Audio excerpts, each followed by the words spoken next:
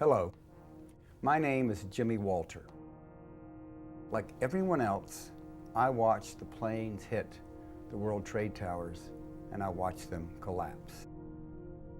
Like everyone else, I thought it was the impact of the planes and the ensuing fires that caused the collapse. Like everyone else, I became concerned with terrorism.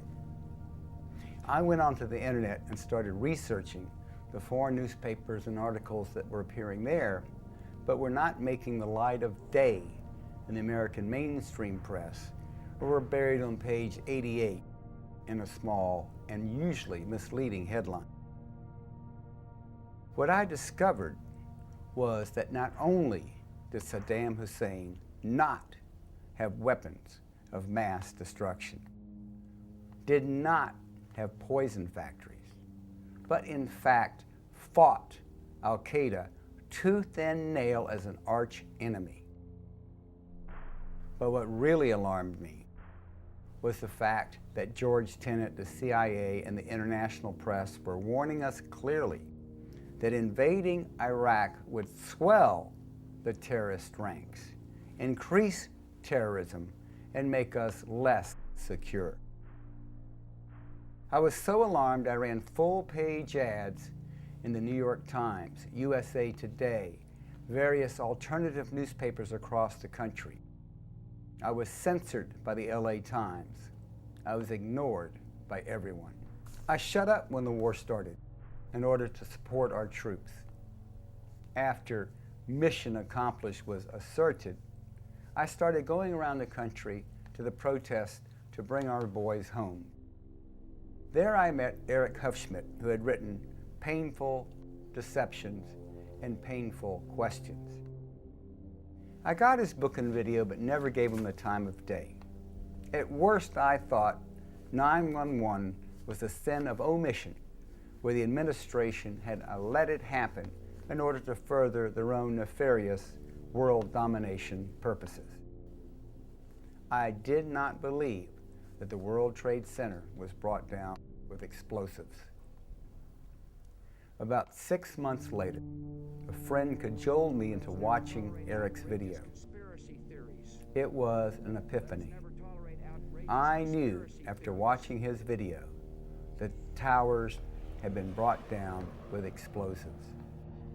When I saw heavy steel beams flying straight out, some of them actually going up and down, trailed by a smoke cloud of poisonous debris, I knew that it had to be explosives. Please watch the following video of the event I produced on September 11th of 2004 in New York City, which follows, and see, as they say in the Matrix, how deep this rabbit hole goes.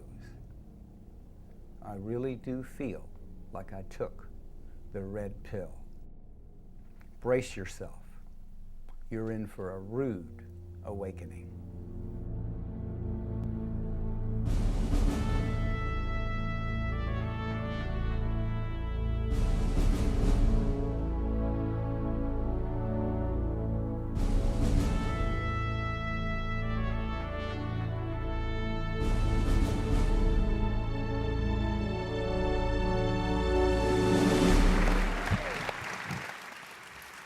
I'm Ed Begley Jr. How are you all this evening? Thank you for coming. I'm going to be your host for this evening's program. Welcome to Confronting the Evidence, a call to reopen the 9/11 investigation. I'll be your host for this evening's program. I'd like to ask you please to finish taking your seats as we're going to begin in a moment. I don't need to tell you that tonight marks the 3rd anniversary of the September 11th events. To begin tonight's program, we ask you to join us in a tribute to the fallen, if you will.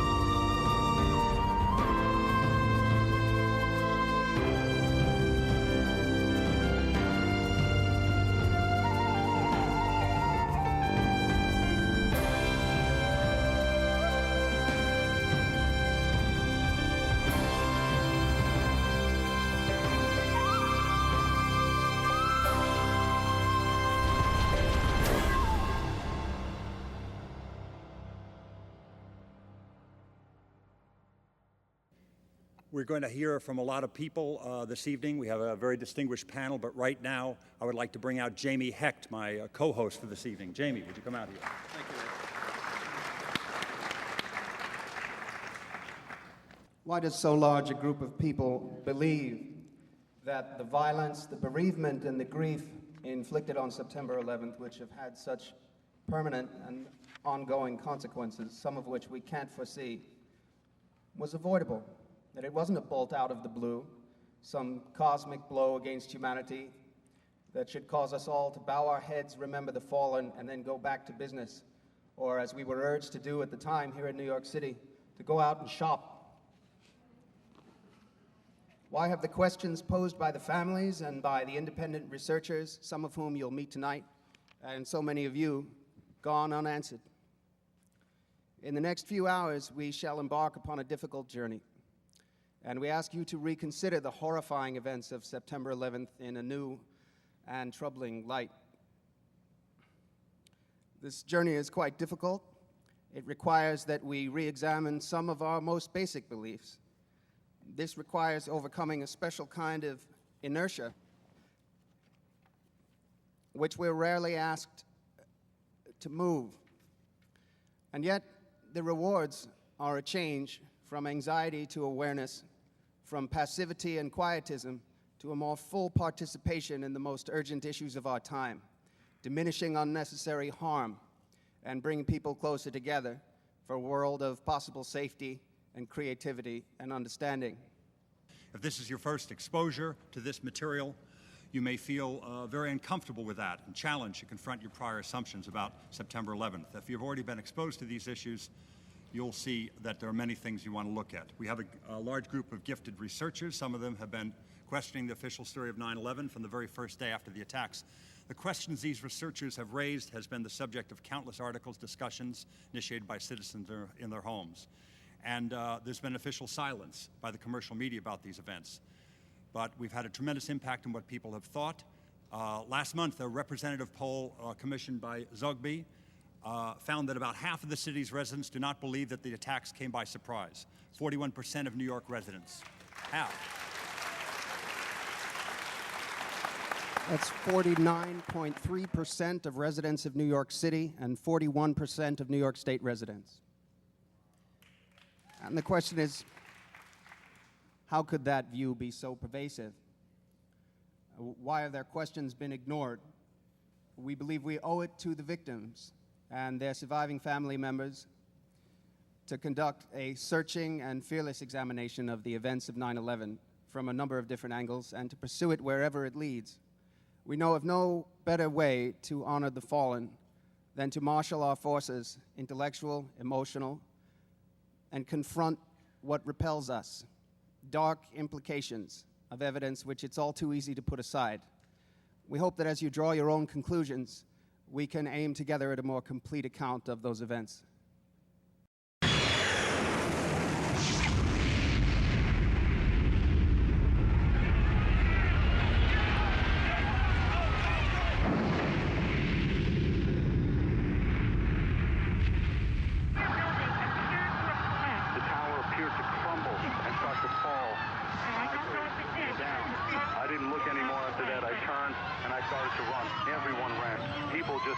People ducked into doorways, and people didn't stop to be so sick that I couldn't breathe at all. I just find it really hard to talk.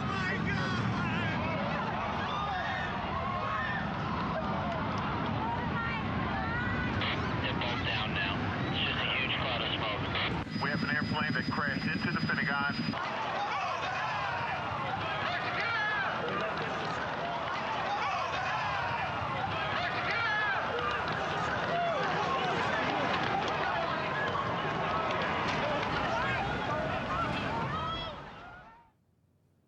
If you are among those to whom it seems impossible that the authorities would actually allow 9/11 to happen for political gain at such an enormous cost to human life, consider what the authorities knowingly allowed to happen to the residents of this city immediately after September 11th. Let me please introduce Jenna Orkin of the World Trade Center Environmental Organization. Jenna.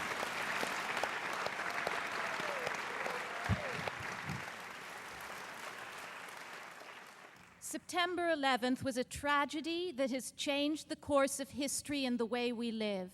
It was also an environmental disaster of historic proportions. The World Trade Center contained about 50,000 computers, each made with between 4 and 12 pounds of lead. That's not including World Trade Center 7. Hundreds of tons of asbestos coated the first 40 stories of at least one tower. The tens of thousands of fluorescent light bulbs each contained enough mercury to contaminate a quarter of a city block. The smoke detectors contained radioactive americium-241. The alkalinity of the air particles was equivalent to that of Drano. A month after the disaster, scientists from the University of California at Davis found levels of vanadium and very and ultrafine particles that were the highest they'd ever seen of 7,000 samples taken from around the world, including at the burning Kuwaiti oil fields. Dr. Marjorie Clark has testified that 9/11 was equivalent to dozens of asbestos factories, incinerators, and crematoria, as well as a volcano. Yet starting on September 13th, the EPA maintained the air is safe to breathe. A report by the EPA Inspector General in August of 2003 revealed that EPA's press releases, which initially warned the public about asbestos in the air, were edited to offer reassurances instead. The editing was performed by the White House Council on Environmental Quality in order to reopen Wall Street. That's in the report. As a result of the false good news, rescue workers were sometimes not allowed to wear respirators on the grounds that they might frighten the public. Insurance companies often refused to pay for cleanup, forcing residents to clean the tons of toxic debris in their apartments, as per the instructions from the New York City Department of Health. Use a wet mop or wet rag, and where the dust is really bad, wear long pants. We are beginning to see the consequences of this disastrous chain of events. Over half of the heroes who cleaned Ground Zero are already manifesting serious respiratory problems. Hundreds of firefighters can no longer work. And as a harbinger of what's in store for people, 14 rescue dogs have died. The Commission report deals with this issue in a footnote on page 555. They interviewed Sam Thernstrom, the White House coordinator who changed the press releases. He said his motive wasn't to reopen Wall Street, it was procedural. His story is corroborated by Christy Todd Whitman, who told the initial lies. When John Gotti is corroborated by Lucky Luciano, that may be good enough for the Commission. We should not rest there.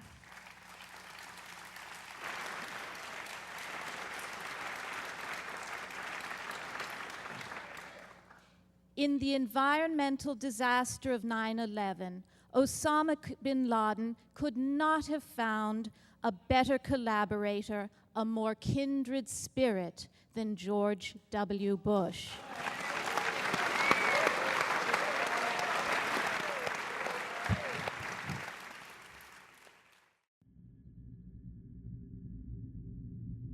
We can reassure the public that the air is safe to breathe, the water is safe to drink. EPA officials were lying to the public and to Congress about the health effects engendered by the 9/11 catastrophe. Because the EPA said the offices were safe and employers ordered their employees back into these buildings, and thousands of us are now permanently ill. I headlined at Radio City Music Hall with the Rockettes dancing behind me. I sang everywhere there was to sing a song, but I can't sing now because every time I try to sing now, I choke. So in the middle of October, October 15, 2001, I came to work. 2 days later, I woke up at night, October 17, 2001, and my lungs were full and gurgling. The respiratory function was so low that it woke me up out of a sound sleep.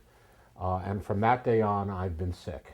In fact, the air was hazardous for many, many months, and all those tons of hazardous material were lodged in people's homes, in their offices, where in many cases they still are today. I think the major failure by the U.S. government after 9/11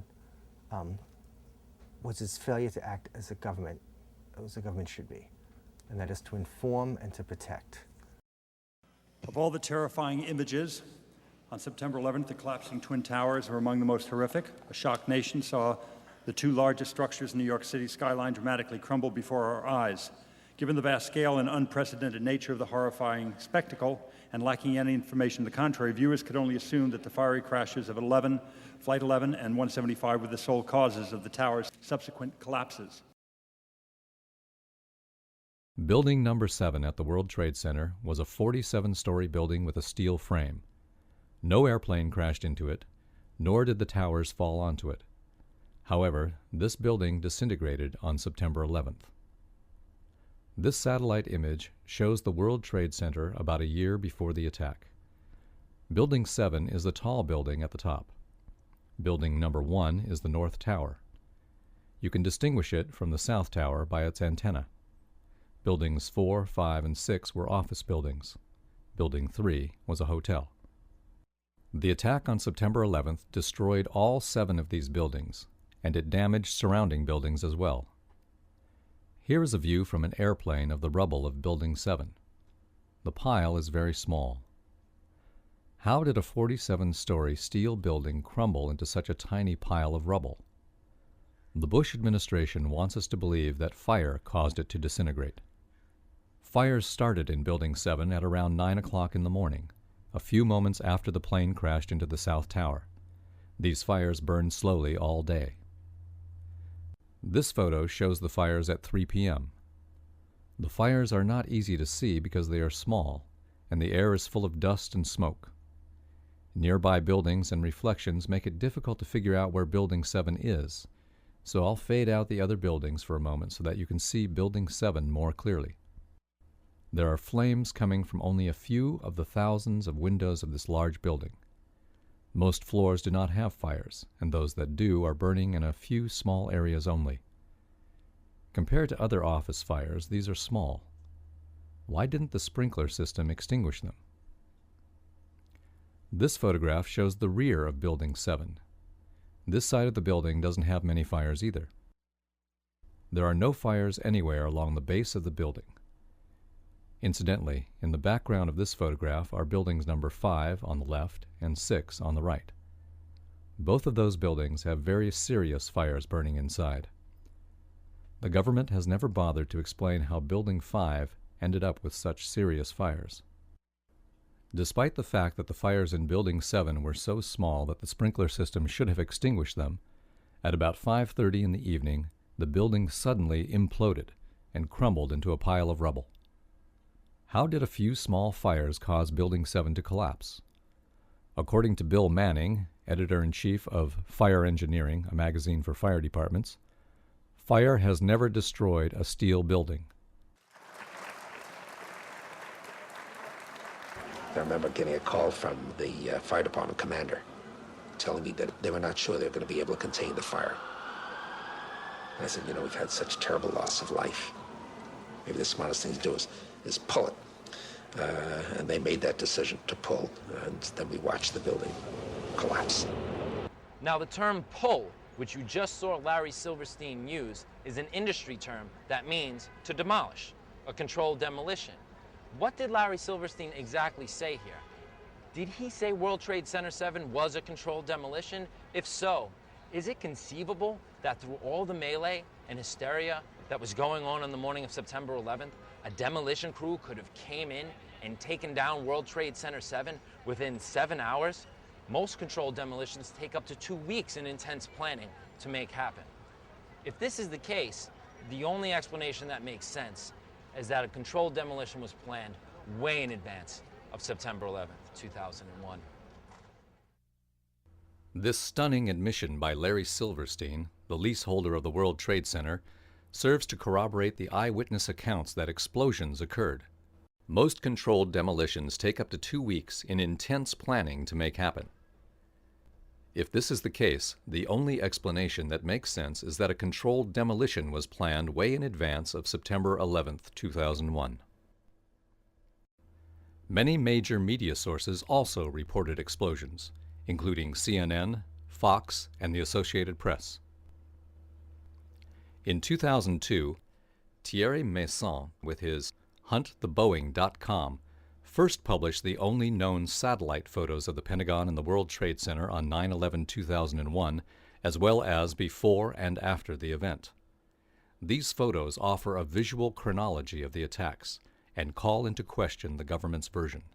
It is clear that the hole in front of the building is too small for a 757 passenger jet.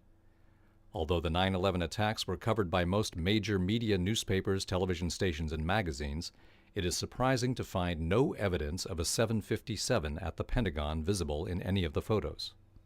In stark contrast to the World Trade Center, the Pentagon shows little damage and remained largely intact.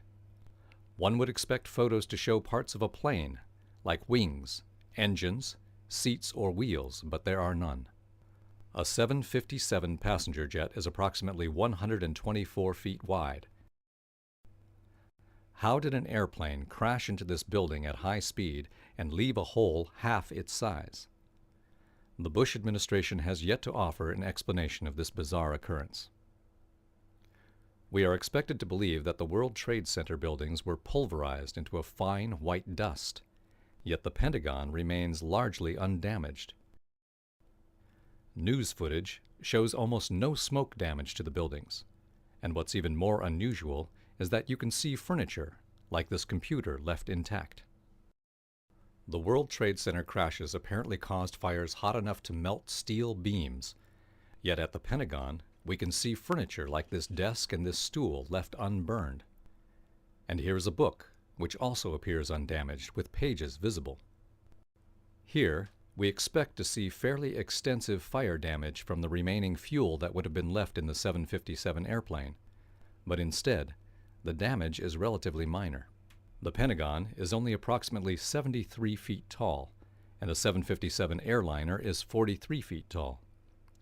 This only leaves 30 feet for a pilot to clear this building, which would be quite a feat for most experienced pilots, let alone a flight school student. Only 5 photos of the Pentagon crash have been released to the public, and these photos are small and grainy. One would expect that a great deal more security footage was collected, as the Pentagon is one of the most heavily guarded buildings in the world. However, none to date has been made available. Photos published with the article From Deception to Revelation showed the Pentagon right after the crash. These shots show the building before the walls came down, and you can see how small the impression really is. A 757 cannot fit into a 15-foot hole and leave no debris or damage. Look at the intact wire spools. The only hole of any size is only 15 feet wide. There is no damage to the top floors.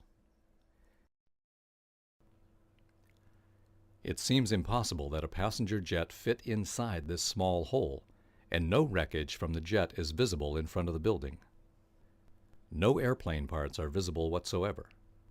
What happened to this large aircraft? As we look at the roof, we can clearly see the building has not yet collapsed, though the building appears stressed. As the firefighters work to extinguish the building with white fire retardant foam, we can see just the one small hole in front of the Pentagon. If a 50-foot tall Boeing 757 had hit the Pentagon, there would have been extensive damage to the upper floors. As yet, no one has been able to account for these anomalies, and no wreckage appears to be left over for further scrutiny. How did this critical evidence disappear? About 2 miles from the Pentagon, you can see the smoke billowing up from the building as the symbol of the United States Defense Establishment goes up in smoke. So there is an amazement all over Washington. We're also told that the bodies were able to be identified either by their fingerprints or by the DNA.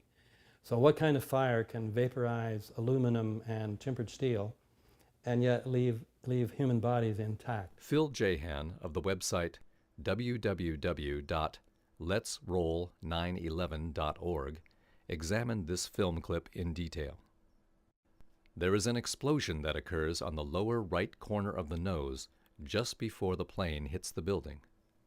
The administration's apologists claim this is a reflection. However, reflections go in one direction only. If we look at this explosion from other angles, we still see it. Therefore, it cannot be a reflection. Some wonder if it was a static discharge. It cannot be, since a static discharge would look like a tiny lightning strike if it could be seen at all during the day.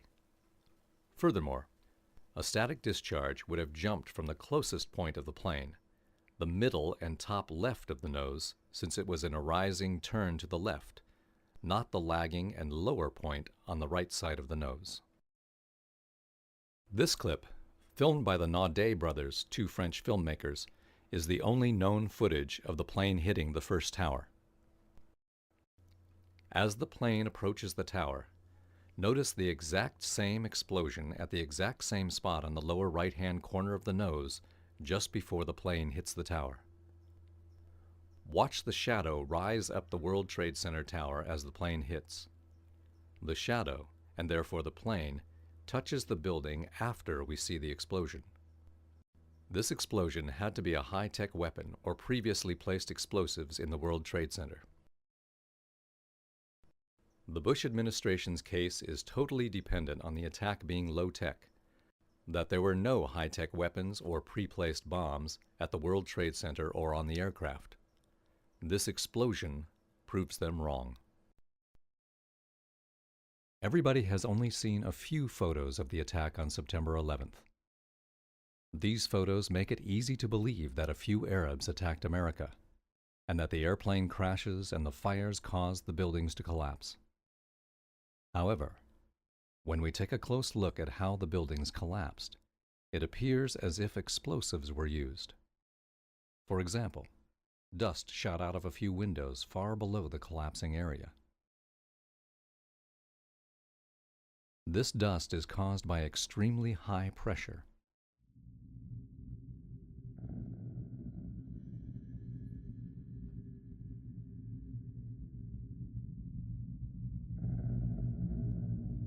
When we look closely at the area that is collapsing, we find dust shooting out of every window on the entire floor at the same time. The towers had a steel frame, so the only way they could collapse is if thousands of joints were broken. The towers collapsed in less than 10 seconds, which is an average of 10 floors every second. Next time you see a 10-story building, imagine the entire building crumbling in 1 second. The only buildings that collapse this quickly are the buildings that are destroyed with explosives.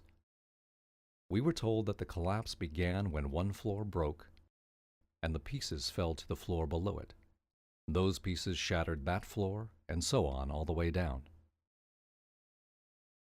However, when the pieces hit the floor below, they will slow down slightly and some of their energy will be used to break the floor. Therefore, there should be a delay every time the pieces hit a floor. The towers had 110 floors, so if it took 1 second for each floor to be crushed, that would be 110 seconds. However, the seismic data and video show that the North Tower collapsed in only 8.4 seconds. The collapse started at about the 94th floor. If you were to drop a rock from the 94th floor, it would hit the ground about 8.4 seconds later. This means that the pieces of the building were falling as fast as objects fall through the air. How can objects crash through steel and concrete floors as fast as they fall through the air? There is only one explanation. Explosives were placed in these buildings before the attack. The collapse of the North Tower started when explosives at the 94th floor were detonated. The explosives were timed so that the floors were shattered before the rubble contacted it. The pieces of the building fell in only 8.4 seconds because none of the pieces crashed into a floor. We were told that fire caused the towers to collapse, but no large building has ever collapsed from a fire. This 32-story skyscraper in Madrid, Spain, is a good example. The fire became so intense that it spread from one floor to the next, causing the building to look like a torch. This fire was much larger than the fire at the World Trade Center. The next morning, there were still a few fires in the lower floors. Everything inside the building had been burned. Some sections of the building broke. A few portions at the top of the building collapsed. However, the building remained standing, and it continued to support a large construction crane at the top. By comparison, the fire at the South Tower was so small that it never spread to the other side of the tower. We know that a few firefighters made it up to the fire zone of the South Tower because they used their handheld radios to send reports of their arrival. They said there were only a few areas with fire. Obviously, the fire was too small to kill firefighters, but we are supposed to believe that it was large enough to cause the buildings to collapse after burning for only 56 minutes. The fire in Madrid was much more severe, and it burned all night, but it did not cause the building to collapse. Scientists created this temperature map of the rubble 5 days after the collapse. Obviously, the rubble would be cooler after 5 days. Also, firefighters sprayed water on the rubble during those 5 days. However, one location in the rubble of Building 7 was above the melting point of aluminum, and so was one location in the rubble of the South Tower. How can a building fall down and 5 days later the pieces are hot enough to melt aluminum? The presidents of 2 different companies that were cleaning up the area told Christopher Bolin that steel had melted at the bottom of the basements in the towers and Building 7. These incredible temperatures are more evidence that explosives were used. Explosives create very high temperatures. The extreme heat created by the explosives in the basements had nowhere to go since it was deep underground, and so it melted some of the steel. Another suspicious aspect of the attack is the collapse of Building 7. This was a 47-story building with a steel frame. It was not hit by an airplane. It was across the street from the towers. Late in the afternoon, this building collapsed. The U.S. government investigated the collapse of this building. After 7 months of investigating, their conclusion was that they have no idea why the building collapsed. A few months later, the landlord of Building 7, Larry Silverstein, announced on television that the fire department demolished Building 7. The government and the news reporters should have demanded that both Silverstein and the fire department explain what happened to Building 7, but nobody asked any questions. The collapse of Building 7 is identical to the collapse of buildings that are brought down with explosives. The explosives shatter the joints that hold the building together, and the building falls down at free fall speed. Dust is produced at the base in the building. There is a tremendous amount of evidence that the government was involved in the September 11 attack. We could spend days discussing all of it. Some of what we tell you is speculation, but some of it is scientific fact, and you cannot disagree with it. For example, pieces of a building cannot crash through steel and concrete floors as fast as they fall through the air. The fact that those towers collapsed in less than 10 seconds is proof that explosives had been used. Building 7 also collapsed in a manner that can only be explained by the use of explosives. This is why the government says they do not know why Building 7 collapsed. Anybody who looks at this evidence and continues to insist that the government was not involved in the September 11 attack is simply having a difficult time facing the possibility that the government could commit such a crime. Another reason it's difficult to believe that the government created the September 11 attack is because none of the major news agencies are talking about it. Some reporters refuse to talk about explosives in the World Trade Center because they are afraid to expose the crimes of the American government. Another reason is that the television, newspapers, and magazines in America and Europe are controlled by a small number of people. These people prevent the reporters from talking about explosives at the World Trade Center. Instead of telling us about the explosives, they show us lots of photos of Osama bin Laden.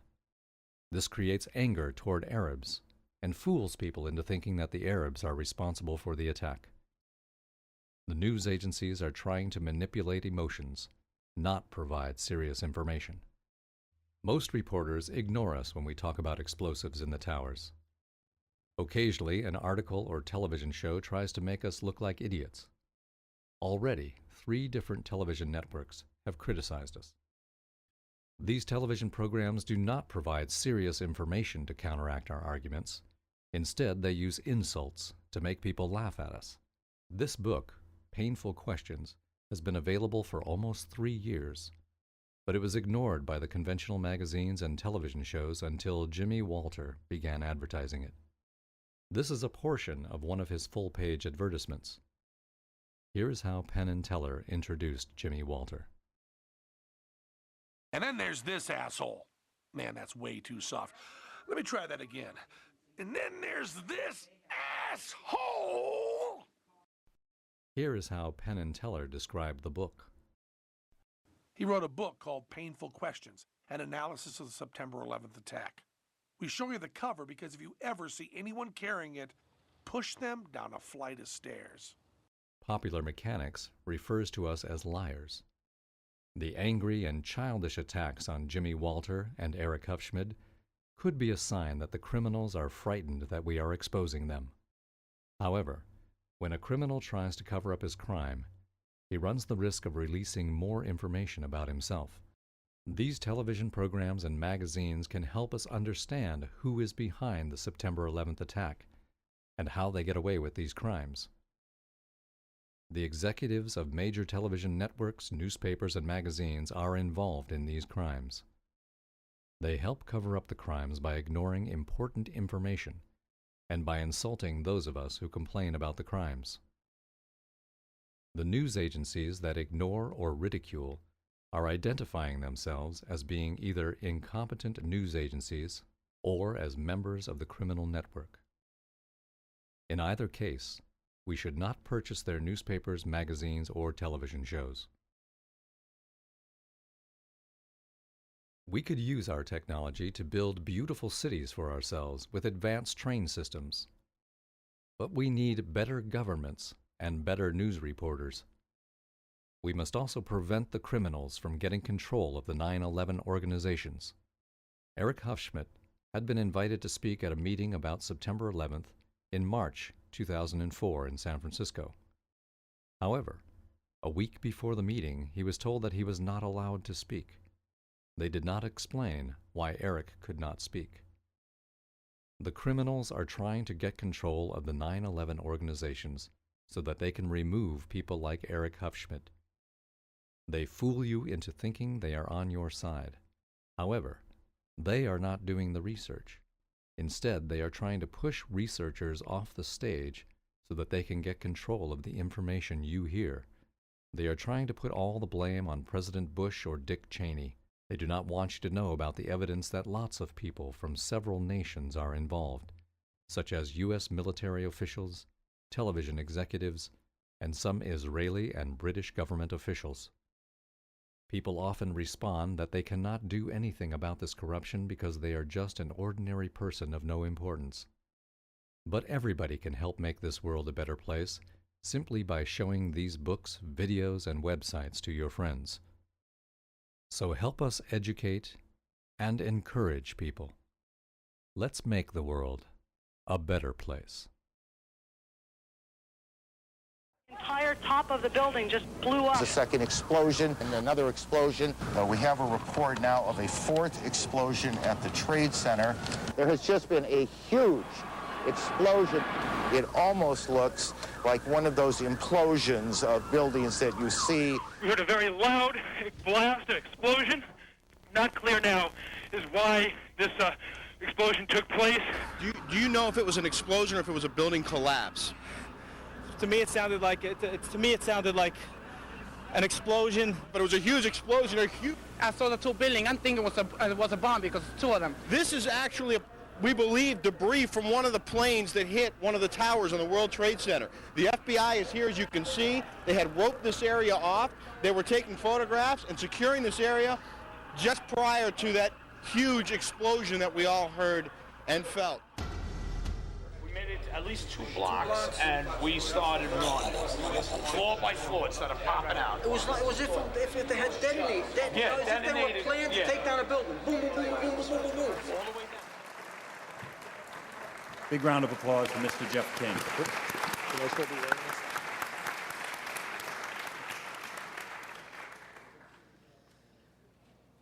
Okay.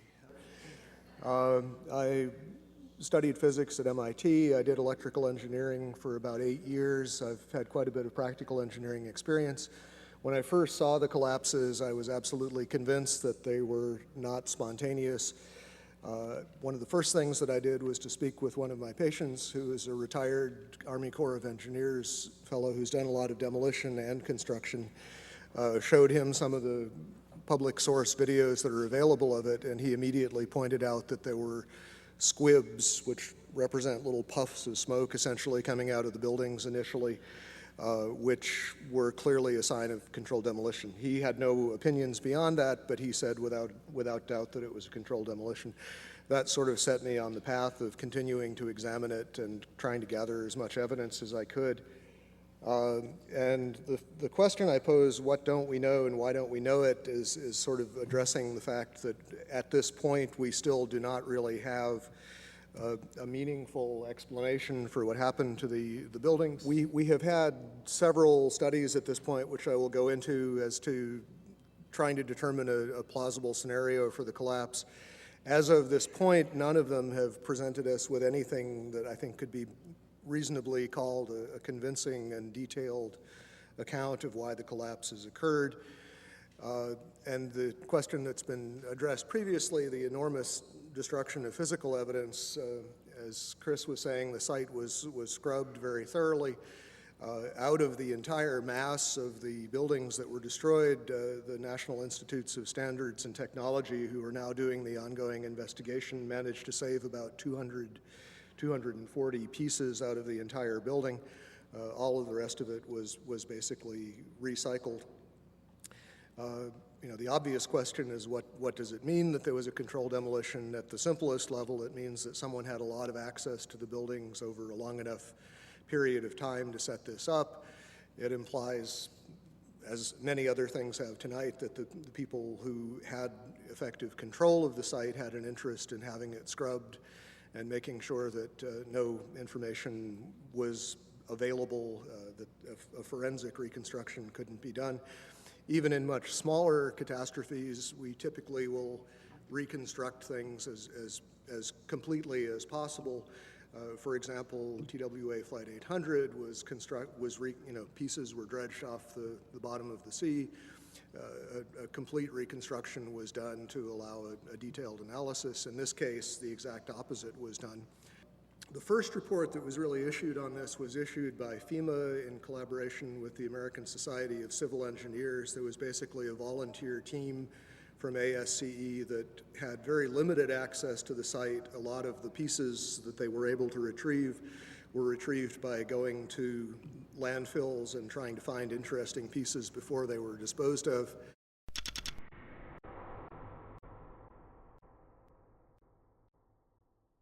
The initial FEMA report basically acknowledged that the kerosene would have burned off very quickly. What wasn't destroyed in the initial fireball would have been consumed fairly rapidly, and would have only really served as an ignition for the rest of the material. And the second point being that the fuel here really was strictly office contents. If you think of a modern office with copying machines, computers, and as has been previously mentioned, the smoke, particularly from Building 2, just before it collapsed, was very black looking.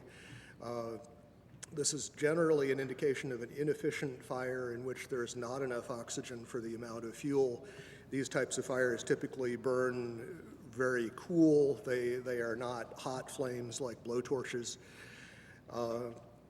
The cores themselves, basically, if you've seen diagrams of the building, central rectangle in each of the towers that contained 47 columns, and these columns basically were the primary structural support of the building. They were given the role of supporting the whole gravitational load of the building. Since they were so strong, it would have been reasonable to think that they would have withstood, at least to some extent, the collapse. But in fact, as we see after the buildings collapsed, there was basically only little stubs of these things standing up a floor or two above the ground level. The cores did not have much in them that would burn. The cores basically were dedicated to things like elevator shafts, utility shafts, stairways. So you have drywall material, you have a little bit of carpeting, you don't really have any inflammable material in the core itself. The core was specifically designed so it could not function as a chimney. They did not want, in the case of a fire, for the fire to be able to travel through the elevators or for air to come in through the elevators. So they were designed with what this architect, Aaron Swirsky, I believe it was, referred to as a hermetically sealed system. There were fire shutters that were designed to close off the core in the event of an event like this. And those, as far as we know, functioned properly, which means that there was a very limited amount of oxygen available. Okay, as far as the issue of what failed and how, some of the initial suggestions, and these showed up in the NOVA documentary, which is a good example of what I like to call proof by computer animation. Thomas Egar, who was a material scientist but not a structural engineer, who became a spokesman for these documentaries, indicated that the floors had somehow failed, that the trusses supporting the floors had failed. This was the theory that was put forward actually in the initial FEMA report. Subsequently, there have been basically complete contradictions of that.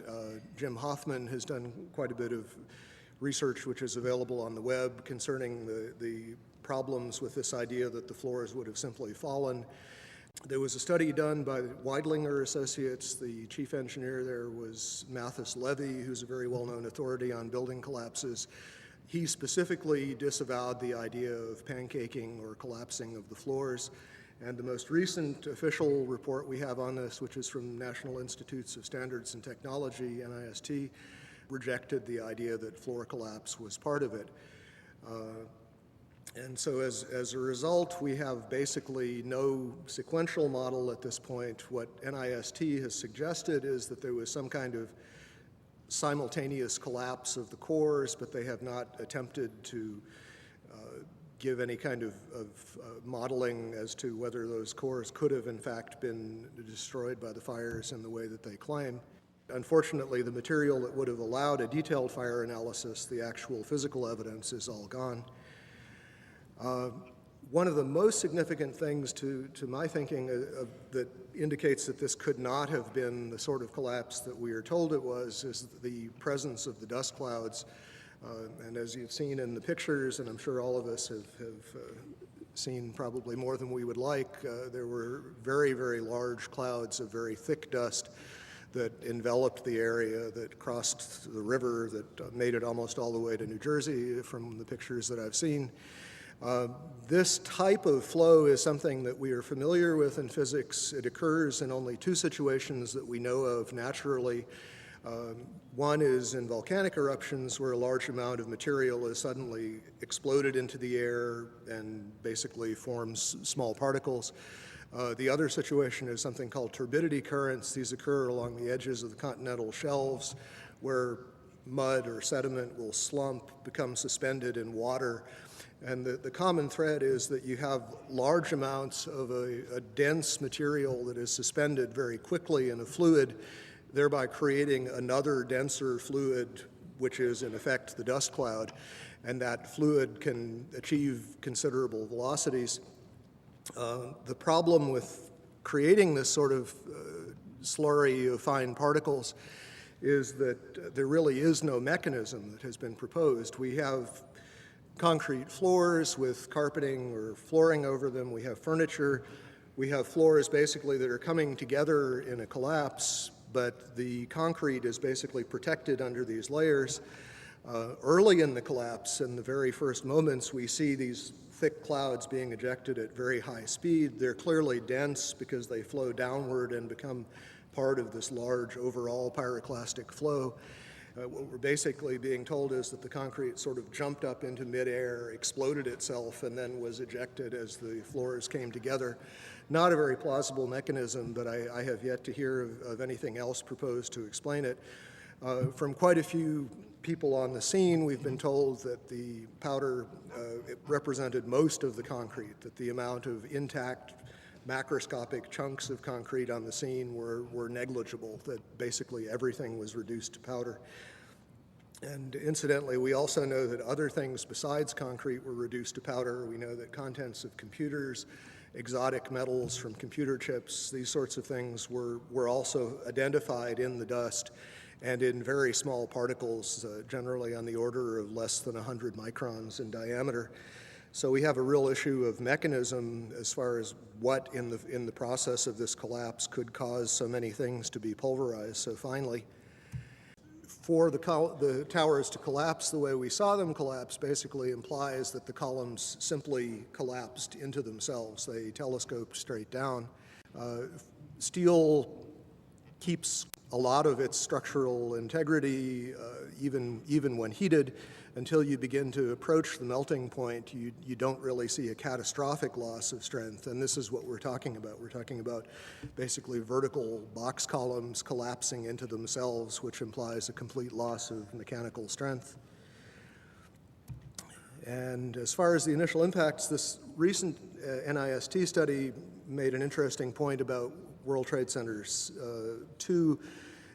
The film analysis showed that it oscillated for about 4 minutes after it was struck by the airplane, and the oscillation rate was identical to what would be expected for the intact tower. Trade Center towers in most modern buildings are heavily redundant in the sense that the load bearing can be shifted to other members if some of them fail, and we saw that happen in this case. Stresses do redistribute, but absent further weakening of the structural members, that distribution is limited. It happens, the structure restabilizes, and unless there's significant further damage, it doesn't progress to a total collapse. World Trade 1 began collapsing from the very top after 1 hour and 40 minutes. It's very hard to imagine office contents progressively heating up hotter and hotter over that period of time. And for a building to collapse from the very top, which is the least heavily loaded, is also very odd, to say the least. Just a couple of other anomalies. As we know, there were reports of explosions. There were reports of underground explosions in both of the towers at the time of the impact from a building engineer by the name of Philip Morelli. There are interviews with him on the web. From the Naudet brothers film, 9/11, we see that the lobby of the North Tower was extensively damaged with what looks like high explosive blast damage, and this was immediately after the plane collision. But we know that on the weekend before, there were power downs, and there appear to have been evacuation drills going on throughout the previous week, which suggests that at least some people knew that something was happening. The power downs may represent a time window in which demolition charges would have been planted, although I think it's possible that they also were planted over a much longer period of time, given the relative accessibility of the buildings. Okay, that's all I have to say. Thank you.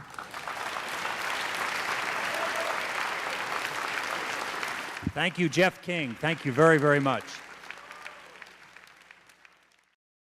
A common explanation as to why no U.S. military interceptors took to the skies on September 11th until it was too late is that it was simple incompetence.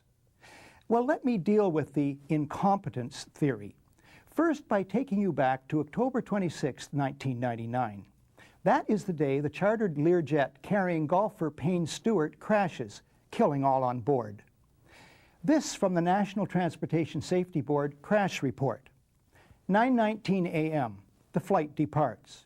9:24, the Learjet's pilot responds to an instruction from air traffic control. 9:33, the controller radios another instruction. No response from the pilot. For 4.5 minutes, the controller tries to establish contact. Having failed, the controller calls in the military. Note that he did not seek, nor did he require, the approval of the President of the United States, or indeed anyone. It's standard procedure, followed routinely, to call in the Air Force when radio contact with a commercial passenger jet is lost, or the plane departs from its flight path, or anything along those lines occurs. 9:54, 16 minutes later, the F-16 reaches the Learjet at 46,000 feet and conducts a visual inspection. Total elapsed time, 21 minutes. So what does this prove? Well, it proves that standing routines exist for dealing with all such emergencies, for instance, loss of radio contact. All personnel in the air and on the ground are trained to follow the routines, which have been fine-tuned over decades, as the Learjet incident illustrates. For large scheduled aircraft tracked throughout on radar, to depart extravagantly from their flight paths would trigger numerous calls to the military, especially after 2 have hit the World Trade Center and now 1 is speeding toward Washington, D.C. It flies over the White House, turns sharply, and heads toward the Pentagon. Everyone, and I mean everyone, now knows these planes are very bad news. It's been reported on all TV networks for more than half an hour that this is a terrorist attack. Now, Andrews Air Force Base is a huge installation. It's home to Air Force One, the President's plane. It's home base for 2 combat-ready squadrons of jet interceptors, mandated to ensure the safety of the U.S. Capitol. Andrews is only 12 miles from the White House. On September 11th, the squadrons there are the 121st Fighter Squadron of the 113th Fighter Wing, equipped with F-16s, and the 321st Marine Fighter Attack Squadron of the 49th Marine Air Group Detachment A, equipped with FA-18s. This information was on the website of the base on September 11th. On September 12th, Andrews chose to update its website. I find it odd that after the update, there's no mention of the F-16 and F-18 fighters. The base becomes, according to the website, home to a transport squadron only. Yet at 6:30 the evening of September 11th, NBC Nightly News, along with many outlets, reported, it was after the attack on the Pentagon that the Air Force then decided to scramble F-16s out of the D.C. National Guard Andrews Air Force Base to fly a protective cover over Washington, D.C. Throughout the northeastern United States are many air bases. But that morning, no interceptors respond in a timely fashion to the highest alert situation. This includes the Andrews squadrons, which have the longest lead time and are 12 miles from the White House. Whatever the explanation for the huge failure, there have been no reports to my knowledge of reprimands. This further weakens the incompetence theory. Incompetence usually earns reprimands. This causes me to ask, and other media need to ask, if there were stand-down orders. The events of 9/11 begin with aircraft going wildly off course. Incredibly, despite radar tracking for almost 2 hours, the whole of the mighty U.S. Air Force goes AWOL that morning. It's a mind-bending anomaly. Not a single U.S. Air Force interceptor turns a wheel until it's too late. There are no jets at all. It's a matter of historical record. That could happen only 2 ways. Either it was staggering multiple simultaneous coincidental incompetence at all levels in many agencies defying known laws of averages, a 54 million to 1 chance, which is the 9/11 Commission official story. There's another explanation. The U.S. Air Force is neutralized by design. The evidence indicates this is about a 1-to-1 chance. Michael Rupert, a former Los Angeles Police Department detective, was the first major 9/11 skeptic and researcher in the world and remains one of the foremost. He was one of 40 experts on 9/11 who testified at the 6-day International Citizens Inquiry into 9/11, held in Toronto in May of 2004. I helped organize that event. At the inquiry, Michael Rupert addresses the absence of jet interceptors, but the unlikelihood of a simple stand-down order, and asks, what if they were so confused and had been so deliberately confused that they couldn't respond? Michael Rupert is standing by at his office in Sherman Oaks, California. Michael, thanks for this. What is the reason for the failure of U.S. military jets to show up in a timely fashion on 9/11? Well, the simple fact is, Barry, that they didn't know where to go. The reason that they didn't know where to go was because a number of conflicting and overlapping war game exercises were taking place, one of which, Northern Vigilance, had pulled a significant number of North American fighter aircraft into Canada and Western Alaska and Northern Alaska in a mock Cold War hijack exercise. There was another drill, Vigilant Guardian, which was a hijack exercise, a command post exercise, but it involved the insertion of false radar blips onto radar screens in the Northeast Air Defense Sector. In addition, we have a confirmation, thanks to General Richard Myers, who was acting chairman of the Joint Chiefs, who told Richard Clark, as reported in Clark's book, that there was another exercise, Vigilant Warrior, which was, in fact, according to a NORAD source, a live-fly hijack drill being conducted at the same time. With only 8 available fighter aircraft, and they have to be dispatched in pairs, they were dealing with as many as 22 possible hijacks on the day of 9/11, and they couldn't separate the war game exercises from the actual hijacks. But this was done deliberately, though.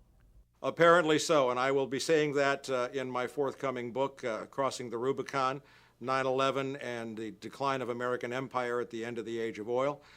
We have done an extensive investigation on that to show that these war game exercises were apparently very well planned by someone who I will show, I believe, was Dick Cheney in the United States government to deliberately confuse FAA, NORAD, and U.S. Air Force fighter response to fulfill a prophecy that another man had once said, let one happen and stop the rest. On that very point, we have a recording. Hi, Boston Center, Team U. We have a problem here. We have a hijacked aircraft headed towards New York. We need someone to scramble some F-16s or something up there to help us out. Is this real world or exercise? No, this is not an exercise, not a test. Now, the 9/11 Commission didn't mention the war games, is that right? No, in their final report they did mention, I think in one paragraph, Vigilant Guardian, but the response given by NORAD Commanding General Ralph Eberhardt and other Air Force spokespeople was absolutely nonsensical, and it made no mention of any of the other war game exercises. Eberhardt's position was, in fact, which is a very ludicrous position, that the Vigilant Guardian exercise, leaving aside the others, actually helped speed response on 9/11, and that is absolutely not the case. How does this relate to the 9/11 Commission report, which says that planes had gone in the wrong directions? Well, that's a separate issue, and that remains to be clarified. But what I will be disclosing in my book, in effect, is that there were 2 simultaneously operating command and control systems functioning on the day of 9/11, and at sometimes they were issuing conflicting orders. We do not have a clear explanation for why fighters from Andrews Air Force Base were sent out over the sea first and couldn't turn around, because the 9/11 Commission seemed to change all the evidence just arbitrarily right before it issued its final report. So we don't have a clear explanation, but certainly there was this all consistent with a motive that said make sure that the fighters don't get to any place in time to stop the 3 critical attacks on the World Trade Center and the Pentagon. You have Laura Brown of the FAA. She attends hearings of the 9/11 Commission that bear on the aviation aspects of the day. Embarrassed by previous non-forthcoming testimony about the FAA's role, she sends an email in May of 2003 to members of the media whose business cards she had collected. Within minutes after the first aircraft hit the World Trade Center, she states in her email, the FAA immediately established several phone bridges that included FAA field facilities, the FAA Command Center, FAA Headquarters, DOD, the Secret Service, and other government agencies. The U.S. Air Force liaison to the FAA immediately joined the FAA Headquarters phone bridge and established contact with NORAD on a separate line. The FAA shared real-time information on the phone bridges about the unfolding events, including information about loss of communication with aircraft, loss of transponder signals, unauthorized changes in course, and other actions being taken by all the flights of interest, including Flight 77. The Commission imagines, page 35, that at 8:46, when Flight 11 hits the North Tower of the World Trade Center, neither the President or anyone, quote, in the White House or traveling with the President knew that Flight 11 had been hijacked at 8:14 that morning. Wrong. The Commission imagines, page 39, that as late as 9:30, quote, no one in the President's traveling party had any information that other aircraft were hijacked or missing. Wrong. The Commission imagines it can get away with such claims, even though millions of people saw TV news reports about the hijackings on CNN beginning at 8:48. Unlike the Northwoods plan, the FBI actually carried out the attack on the World Trade Center in 1993. They actually hired a retired 43-year-old former Egyptian army officer, Ahmad Salam, and paid him $1 million and gave him real explosives, a detonator, and told him to build a bomb and to give it to the foolish people that he was controlling to allow them to attack the World Trade Center complex. There was only one problem with their plan. Mr. Salam was not as ruthless and sociopathic as the FBI and their globalist controllers. He began to get very concerned right before and, of course, after the attack, saying, why are you giving me real explosives if this is just a sting operation? When they told him to go ahead and let the attack go forward, he secretly recorded the head of the FBI in New York ordering him to let the bombing take place. It's very important to understand that all the evidence you just saw is documented, 110%. It is part of the public record. The FBI admits it, but the media wrote a few stories about it. There were a couple of nightly newscasts. It was never heard of again. In July 2001, Ken Williams of the Phoenix FBI office wrote a now famous memo to headquarters suggesting a nationwide program to keep tabs on suspicious flight school students. But the suggestion was suppressed before 9/11 by the FBI's Radical Fundamentalism Unit, where Michael Maltby, Marion Bowman, and unit head David Frasca all had access to it. Shortly afterward, in August of 2001, the Minneapolis FBI field office questioned recently arrested Zacarias Moussaoui, later alleged to be the 20th hijacker.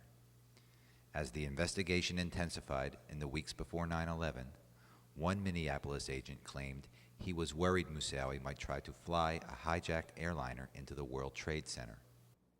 But the Minneapolis investigation was so vigorously blocked that agents joked Osama bin Laden must have a mole at FBI headquarters.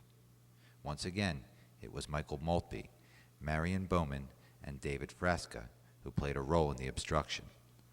All three had knowledge of the Phoenix memo at the time, yet none of them told anyone in the Minneapolis office about it prior to 9/11.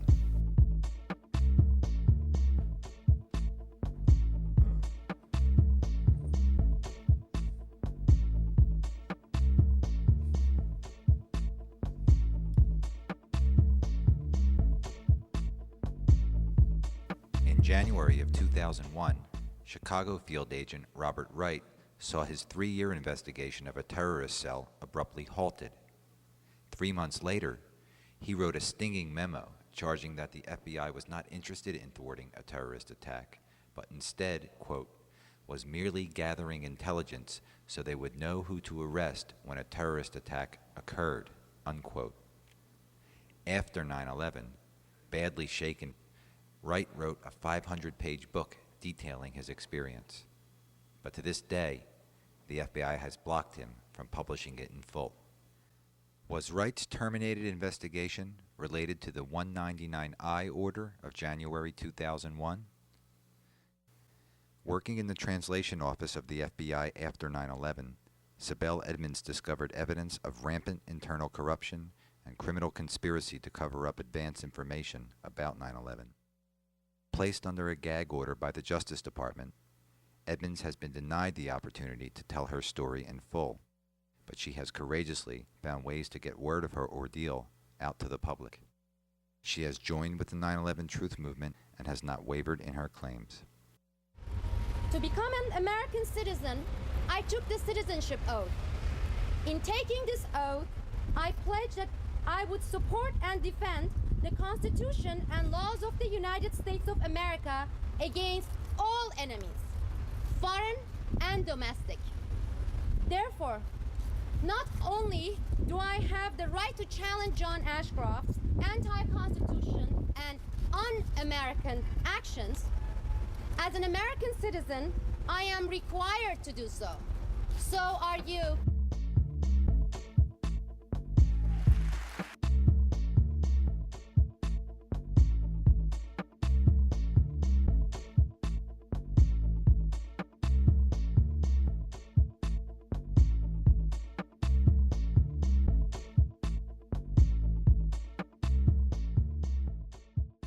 The 9/11 Commission report fails to mention anything at all about Robert Wright.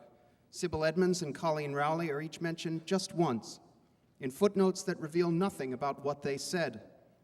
Also unmentioned in the report are David Frasca, Marion Bowman, and Michael Maltby, the officials who should rightly have to answer why these investigations were apparently blocked. The set of documents known as the Northwoods documents or the Northwoods agreements or something to that effect, you featured them in your last book. Since we're talking a pretext for war, that certainly was a pretext for war in the early 60s. Can we speak about that for a moment? The idea was to create a pretext to show that there was an attack by Cuba on the United States, and the idea was to have U.S. personnel from the CIA and other places secretly create terrorism in the United States. The documents actually said people would be shot on American streets, bombs would be blown up, and again, all this, the evidence would be laid to point the finger at Castro. One other idea was they were going to they had a very complex plan where they were going to take an aircraft and load it with CIA people who looked like college students, fly it over to have it take off from an airport in Miami with a lot of publicity, and then it would quickly, after it got into the air, land at a secret CIA base. At that same time, an identical plane would take off from that CIA base, except this plane would be empty. And it'd be remotely piloted from the ground. It was a drone plane that would be very similar to the passenger plane that had just taken off. And once the plane was over Cuba, there was going to be a tape recorder that would have played a distress call into a microphone saying help were being shot at. And a few minutes later, once the plane was over the Caribbean Sea, after it passed over Cuba, it would have somebody would have pressed a button on the ground, blowing up the plane, and they would have blamed Cuba for killing a plane load of American college students.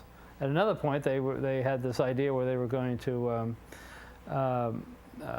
actually John Glenn was going to go into his first space mission around that same time, and part of the plan was that if Glenn's rocket accidentally blew up on liftoff, they were going to plant evidence making it look like that it was Cuban sabotage that blew it up. These were all outrageous plans. They made their way all the way up to Secretary of Defense McNamara. Actually, the plans were all signed by all members of the Joint Chiefs of Staff, and then they went up to McNamara, and McNamara rejected the plan, and that was the end of it. So it never got put into effect, but the fact that you can get all the members of the Joint Chiefs of Staff, the senior military officials in the U.S. government signing off on a plan that outrageous is extraordinary to me.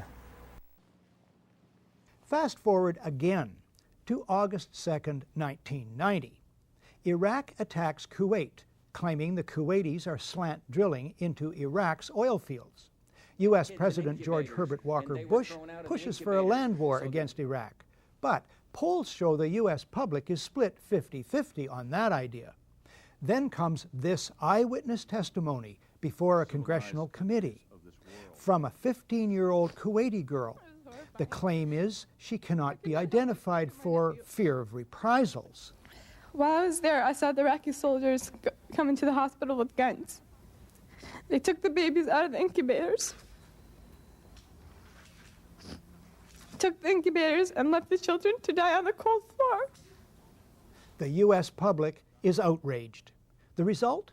Support for land war zooms. It's a turning point. Desert Storm is launched. 135,000 Iraqis are killed. An estimated 1 million Iraqis, many of them children and old people, then die as a result of 10 years of sanctions. One small problem. There never were any incubator baby deaths, not one. The Canadian Broadcasting Corporation's investigative flagship program, The Fifth Estate, reveals the girl to be the Kuwaiti ambassador's daughter, given her lines and coached in acting by the giant American PR firm Hill & Knowlton. It's one phase in a $10 million joint U.S.-Kuwaiti campaign of deception. This man is lying. I myself buried 14 newborn babies that had been taken from their incubators. This man is lying. And they had kids in incubators, and they were thrown out of the incubators so that Kuwait could be systematically dismantled. There were a lot of people who participated in a conspiracy. Yes, an out-and-out conspiracy of fake organizations, false documents, fraud, and disinformation. So, if a new man named Bush is in the White House and helps engineer a brazen deception in order to achieve global geopolitical goals, as well as domestic and personal ones, it wouldn't be a first, would it? Hello again. What I did not tell you before was that in the course of my research, I discovered that Colin Powell was a habitual liar. In the run-up to Gulf War I, Colin Powell testified that he had satellite photos of 2,500 Iraqi tanks on the Saudi border ready to invade. A St. Petersburg Times reporter went to the Russians and bought a satellite photo of the area. Not one single tank. Years later, when questioned by reporters, Powell admitted there were no tanks, that in effect he had lied. And for those of you who do not remember, Colin Powell was the officer who covered up the My Lai massacre.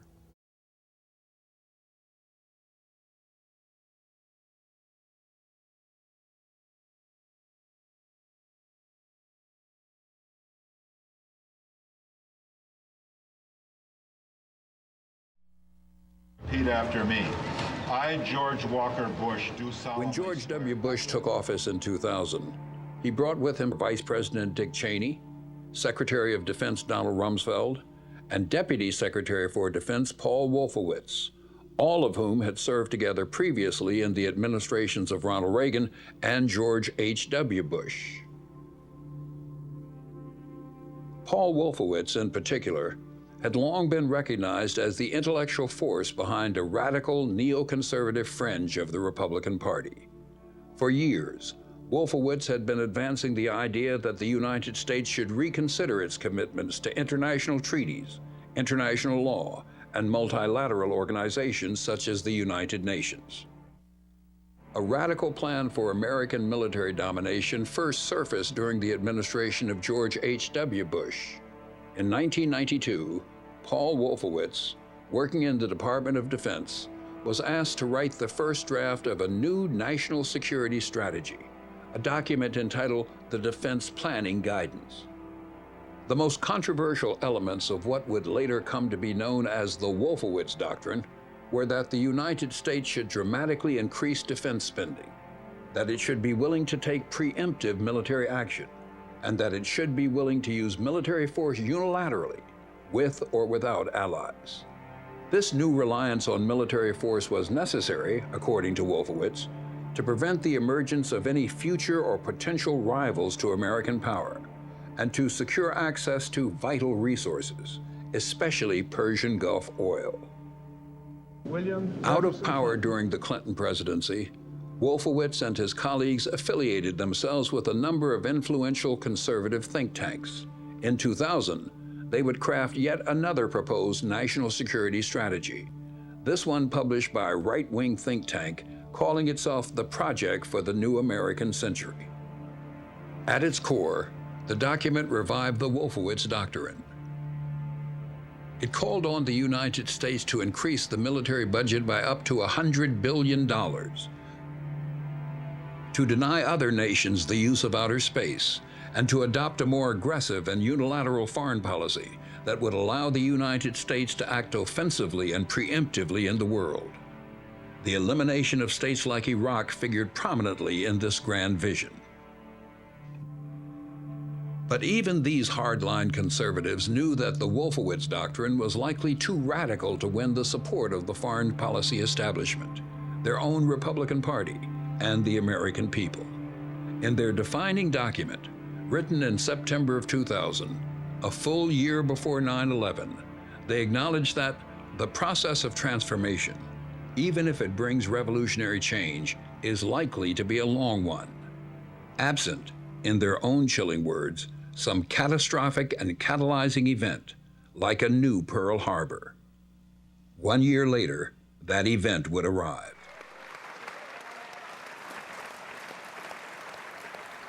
Good evening. I'm glad to be part of this very important event, which is made possible by Nico's invitation and Jimmy's video. I would like to use my time to talk about the 9/11 Commission report, which is the present subject of my research. Many people have asked me, how good is the report?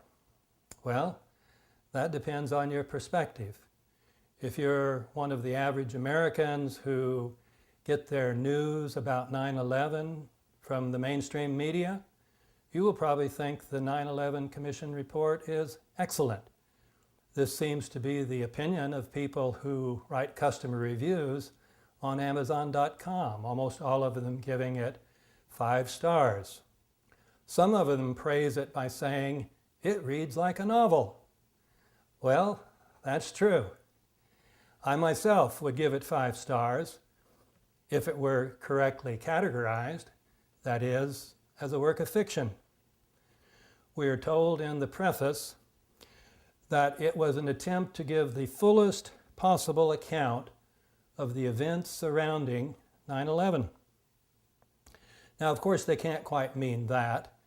There were trillions of events surrounding 9/11. They meant they were going to give an account of those that seemed relevant to understanding 9/11. So that means there had to be a principle of selection.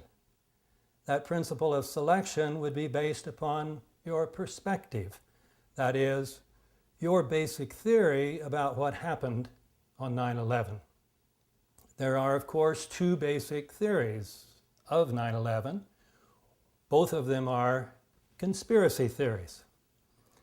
One of them is the official conspiracy theory put out by the Bush administration, according to which the attacks were planned and carried out entirely by Al-Qaeda, inspired by Osama bin Laden.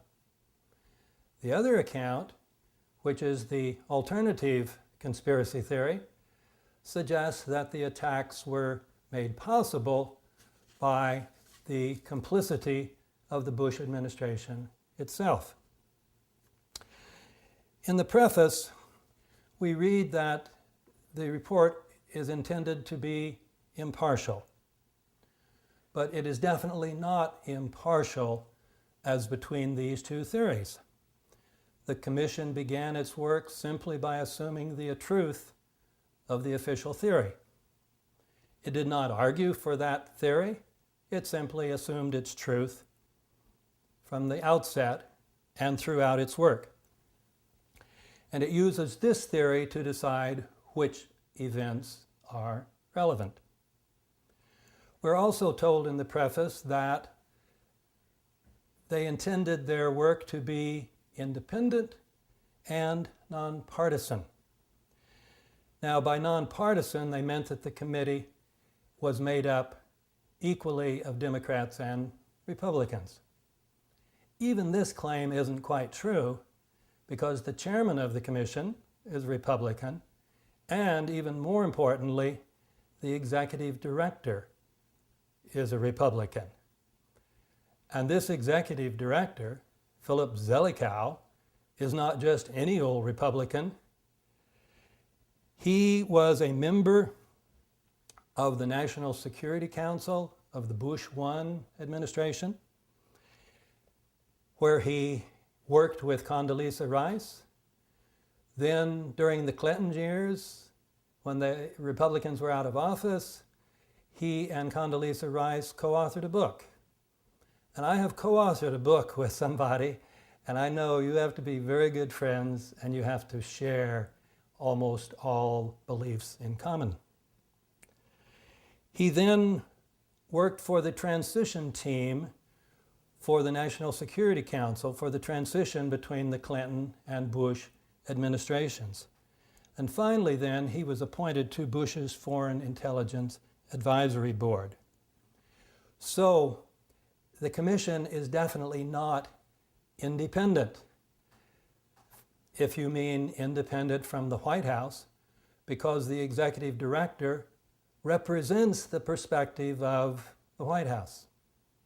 Now, why is this important? The executive director directed the work of the staff, and the staff of the commission, not the commissioners, did almost all the work. And as director of the staff, he decided which lines of inquiry were worthy to be looked into, which subjects should be subject to research, and which ones should not.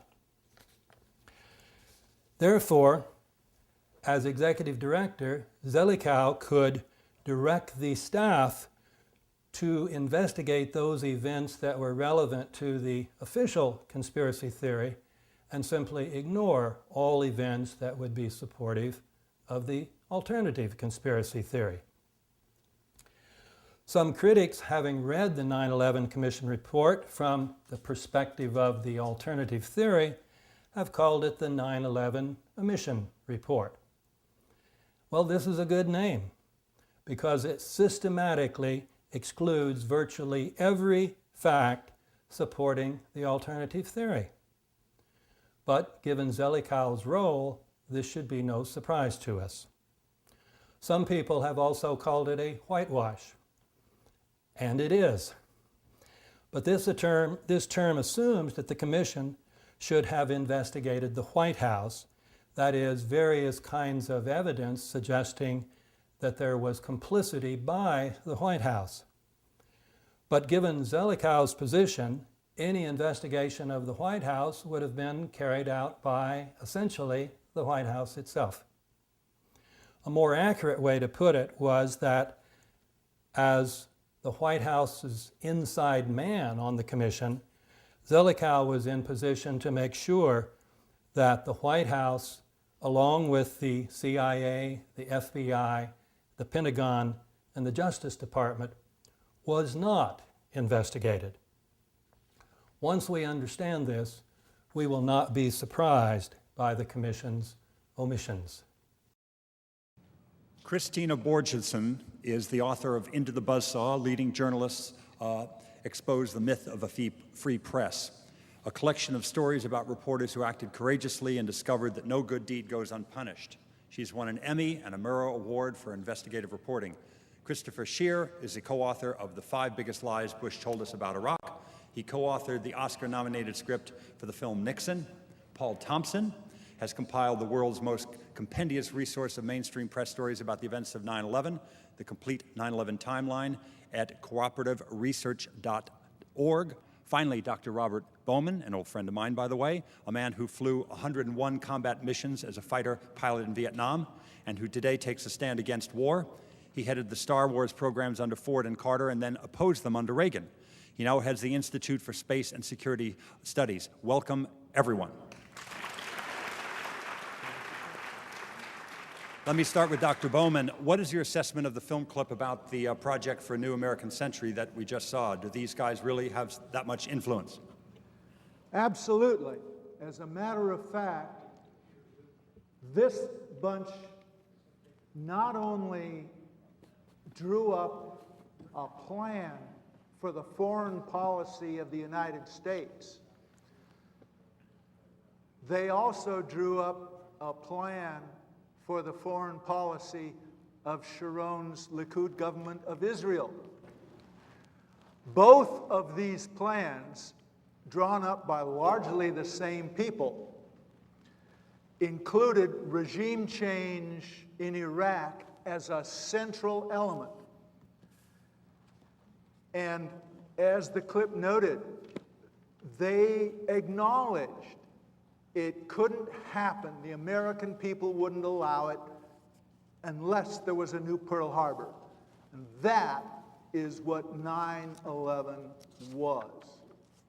If I could clarify, he's referring to a paper that came out in 1996 called A Clean Break, which was written for Benjamin Netanyahu, the just newly elected Israeli prime minister, and it's written by, I believe, Douglas Feith and a number of the people who are lately involved in this Israeli spy scandal. So David Wormser is another one. So that these, the neocons, we refer to them, actually gave advice to Sharon and also pretty much the same people in the Project for the New American Century. Paul, what about 9/11? Why is anyone doubting it? Weren't all the real questions cleared up by the 9/11 Commission? We can see so many instances of conflicts of interest. For instance, Philip Zelikow, who is the executive director, and he was the person who is in charge of figuring out who the witnesses are going to be, where the evidence, and what evidence they were going to look at. He co-wrote a book with Condoleezza Rice, the national security advisor, and has so many ties with the Bush administration. He was part of the transition team, so he actually had to be interviewed by his own commission because he himself was involved in so much of what went on before 9/11. And all of the commissioners are very compromised by conflicts of interest. Quite a few of them are working with legal teams that represent United Airlines or American Airlines. I think half the commissioners. So that's one problem. Another problem is that the final report was supposed to be a unanimous report. So that means that if there was a single commissioner who had any objection about anything, that fact would be dropped from the report. So there is literally nothing in the 9/11 report that the Bush administration did not approve of. The number of omissions is staggering.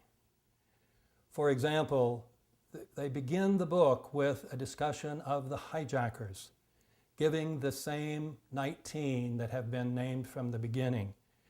They fail to point out that 6 of those hijackers have shown up alive. They also discuss Muhammad Atta, describing him as a fanatic Muslim, obviously so devout he was ready to meet his maker. They omit the fact, as Daniel Hufschmid has revealed, that Atta was very fond of alcohol, pork, and lap dances. They hardly discuss the World Trade Center collapses. They do not discuss the fact that fire has never brought down a high-rise steel frame building. They do not discuss the fact that the collapses had 10 characteristics that are common to controlled demolitions. They do not even mention the collapse of building number 7, and of course, therefore, the comment by Larry Silverstein, the one who had a lease on it, that he and the fire department decided to pull it, that is, have it brought down by explosives. They do not discuss the removal of the steel, which would have covered up any evidence of explosives. With regard to the crash into the Pentagon, they ignore several of the most puzzling questions, assuming the official theory.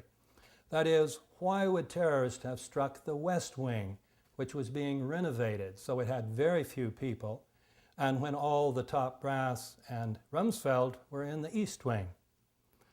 They do not discuss the fact that photos taken by the Associated Press and even by a Marine show that up till 30 minutes after the building was allegedly hit by a 757 going 400 some miles an hour, the facade had not collapsed. They don't discuss the fact that these photos show that the hole that was created was very tiny, that no Boeing could have gone inside of it. They don't mention that photos show there was no Boeing outside the Pentagon. They don't mention that the Pentagon's anti-missile system should have brought down any commercial airline coming near the Pentagon. With regard to Bush's behavior that day, they do not force the question as to why the Secret Service did not whisk him away when there should have been fear that he would be one of the terrorist targets. They do not discuss the most specific of the advance warnings. They did not ask Ashcroft what was the warning he got so that he would no longer fly commercial airplanes. They do not mention David Schipper's report that prior to 9/11 he tried to inform Ashcroft that several members of the FBI were telling him that they knew that attacks were scheduled for that time in Lower Manhattan. They do discuss the put options, but they dismiss it, saying, "We found that the man who bought most of the United Airlines put options had no conceivable connection to Al-Qaeda, therefore he could have had no foreknowledge." This is a perfect example of how the official theory dictated what evidence was relevant. With regard to the claim that we were hunting bin Laden prior to 9/11, the Commission fails to mention that he reportedly showed up in July before 9/11 in a hospital in Dubai, where he was treated by an American doctor, visited by the local CIA agent, and the head of Saudi intelligence. They ignore the testimony of Abu Zubaydah, the Al-Qaeda operative who reported that 3 members of the Saudi royal family had advanced knowledge that there would be attacks on America on 9/11, and that a Pakistani general also had this knowledge. Testimony that tended to be verified by the fact that all 4 of those men ended up dead within a few months. With regard to the Saudi flights that Michael Moore made well known in his movie, based on Craig Unger's book, the Commission claims there was nothing wrong with the flight on September 11th from Tampa to Lexington. American airspace had been opened. They leave out the crucial point, which Unger had stressed, that American airspace had only been open for commercial aircraft, not for private. This seemed a particularly blatant attempt at deliberate deception. They ignored all the allegations that FBI headquarters had blocked investigations. They ignored Robert Wright's charges. They omitted the crucial element in the Colleen Rowley case, the Moussaoui case, and they omitted virtually every detail of Sibel Edmonds' 3.5-hour testimony. They omit any reference to the fact that the head of the Pakistani intelligence service was in Washington that very week, and that he had ordered $100,000 wired to Mohammed Atta. It ignores the Project for the New American Century, formed by many members that are now part of the Bush administration, with its explosive statement that a new Pearl Harbor would be very helpful. They ignore the fact that many members of the White House, including the President himself, after 9/11, described the attacks as opportunities. They ignore the fact that there were pre-existing plans for war in both Afghanistan and Iraq, and that both of these had to do primarily with oil. I've talked primarily about the Commission's omissions, but there is another remarkable dimension, the revisionism of this report. In Chapter 1, they give us a completely new version, which is actually the third official version of what happened on 9/11. This version is clearly intended to absolve the Pentagon of all blame by portraying the FAA as staffed by incompetent bunglers, ones who couldn't recognize a hijacking when all 3 or 4 regular characteristics were staring them in the face. And then people at FAA headquarters who could not bring themselves to pick up the phone and call the military even after they knew of hijackings. This part should win a prize for creative fiction. In short, the 9/11 Commission report is a national disgrace. But what can we do? We cannot get on the mainstream media to make these truths known. Probably we need to organize massive protests, massive enough to force the mass media to pay attention. The first step in this, of course, is to get enough people informed about the facts about 9/11 and about the cover-up so that we can create this mass movement. That, of course, is the importance of this event, and I'm pleased to have been a part of it. You know, the plan to go to Iraq was in place right after Bush was inaugurated, and you know, his cabinet tells you everything about what their interests are because they're all oil people. And essentially the way that you have to look at the Middle East via this lens of the plan for a new American century is this. You have to look at Jordan, and I'm going to make this very brief. Jordan is all the borders of Jordan are oil pipeline rights of way. Gulf states, Iraq, Saudi Arabia, etc., those are oil reservoirs. And Israel, Syria, and Lebanon, those are pipeline terminals. So if you look at it that way, you can see, and you know, all indications right now is that we're headed for Iran.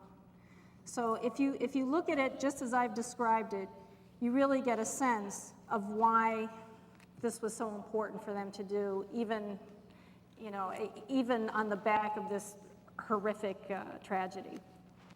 It has been astonishing, as I imagine many of you agree, that since 9/11, it has taken 3 years just to even get a baseline establishment of what the government's position is on what happened. For the first year or two, we didn't even hear answers to what happened, when, and how. Now things are finally trickling out due to the commitment of, say, widows and other relatives of those who were killed on 9/11. So we have an administration which has shown itself to be incredibly opportunistic and unwilling to open the door to discussion about how they acted before and during 9/11, which means that many, many people, like Paul Thompson and others, have had to do all this legwork themselves. And the media has been rather quiescent.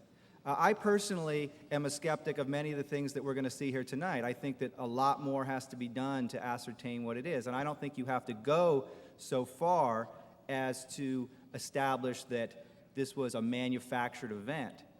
But clearly what we know already is bad enough. What we know is that the system of security and counterterrorism was blinking red, in the words of George Tenet, that the warnings of an imminent attack were so severe that something dramatic should have been done. It was unparalleled. Instead, our president went on a month-long vacation. And so we know that there was a blind eye turned to the warnings. We also know that in the event of 9/11, the government was incredibly opportunistic, that these same guys who were in PNAC, who were in the American Enterprise Institute, and who were strewn throughout the top level of the government, quickly, within hours, seized on this event to push their pet obsession of invading Iraq, which, as most of you probably know by now, did not have weapons of mass destruction, was not a threat to us, did nothing to do with 9/11.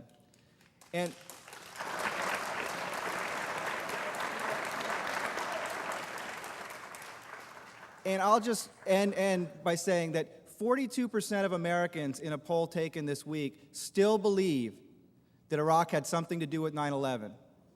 So that means that we have our work cut out for us to talk to that 42% and say, where is your head? What are you thinking? Can you read this? Can you look at this? Can you think about this again? Because I imagine that all of you are here and this conference is happening because of the internet. 20, 30 years ago, you could not have had this level of response to an event like this without the media taking part. You guys are all part of the media now, and you can all have enormous power by using that and talking to people. The other night, we had a similar meeting, and there was a discussion about the dire situation with oil. We're running out of supplies.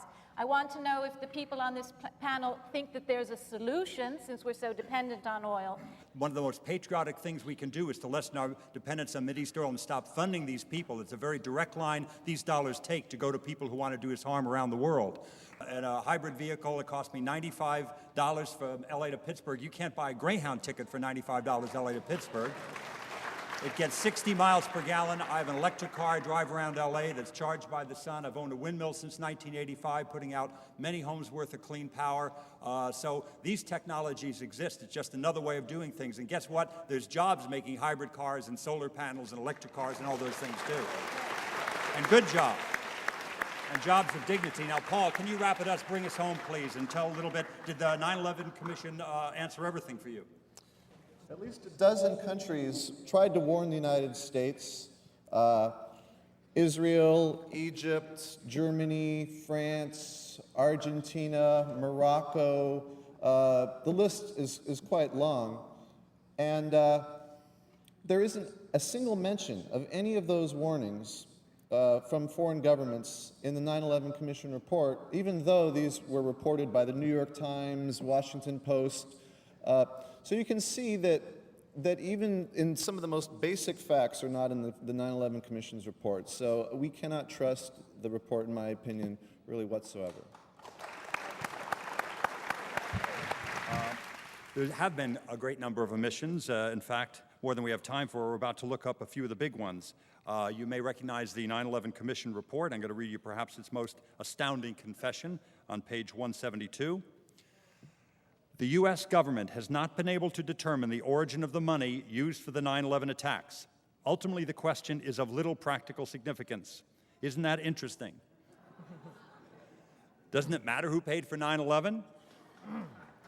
It also says, the 9/11 Commission report, similarly, we have seen no evidence that any foreign government or foreign government official supplied any funding.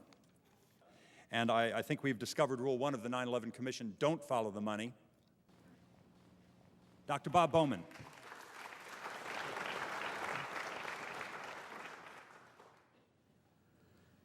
What was going through the president's mind gets to the very important question that Jenna asked earlier about culpability and what do we believe, and was this just something that dropped into their laps or whatever. We have, in attempting to answer this, we have 3 different kinds of information. And I'm not going to go into them. You've been exposed to a lot of them tonight and will be to more of them. A lot of these pieces of information taken together prove that the official story, the official conspiracy theory of 9/11 is a bunch of hogwash. It's impossible.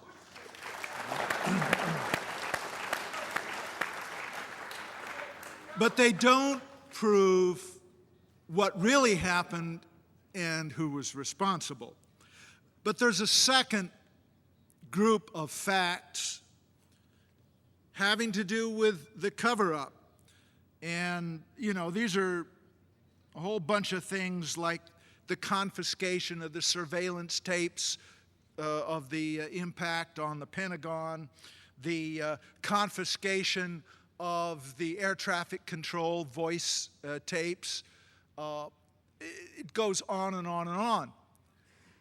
Taken together, these things prove that high levels of our government don't want us to know what happened and who is responsible.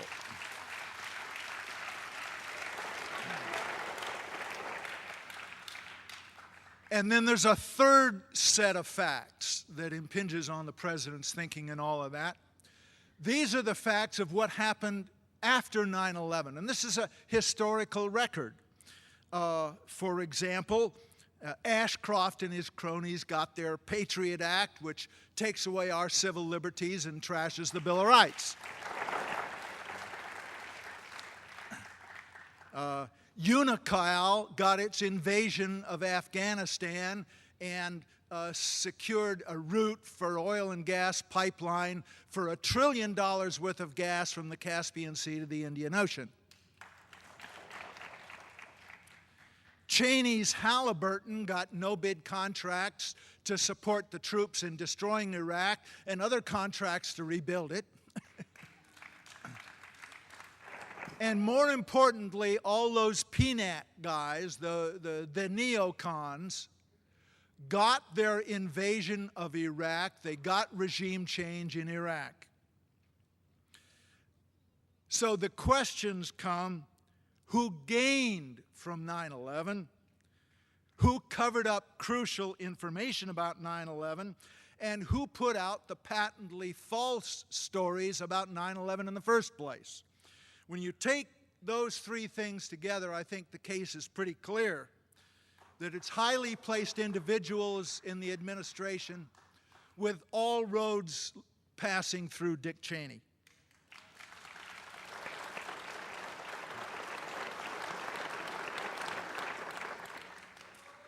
I think the very kindest thing that we can say about George W. Bush and all the people in the U.S. government that have been involved in this massive cover-up, the very kindest thing we can say is that they were aware of the impending attacks and let them happen.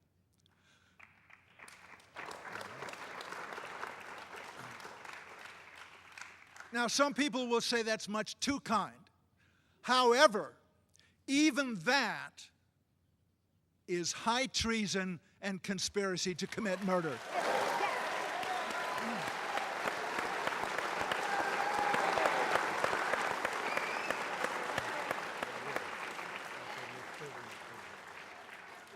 When we talk about the rest of this stuff, there's one thing I want us to keep in mind. If enough of the American people are stupid enough and manipulated enough to re-elect this gang of thugs, then we, the true American patriots, will have no recourse but to continue pushing for a real investigation, perhaps by the Attorney General of New York City, who knows? An investigation telling the truth and leading to the indictment of these people.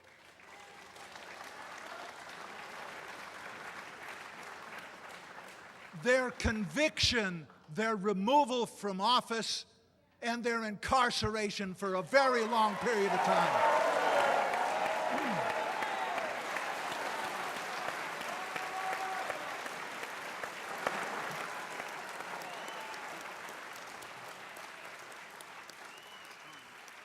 We're going to return to our panel to discuss these issues, whether or not 9/11 was unavoidable. Still, we wonder, after such a supported and supposed failure, shouldn't anyone be held accountable?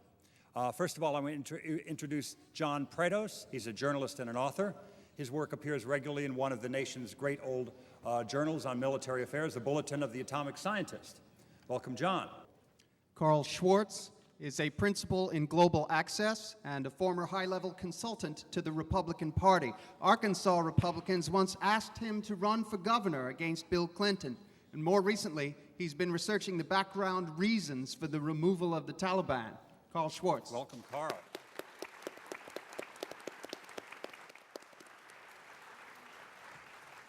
Mr. Prados, who, if anyone in the government, should be held accountable for 9/11? Who's to be held accountable? I think it's pretty clear. The President of the United States, George W. Bush, who failed to exert leadership at a key moment in the nation's history. The Vice President of the United States, Richard Cheney, who was in charge of a committee to deal with the terrorism issue and wouldn't meet with it before September 11th happened. Attorney General of the United States, John Ashcroft, who cut money out of the terrorism budget the day before September 11th. The National Security Advisor, Condoleezza Rice, and her deputy, Stephen Hadley, who held back the plan to do anything about al-Qaeda for 9 months during the months that something could have been happened.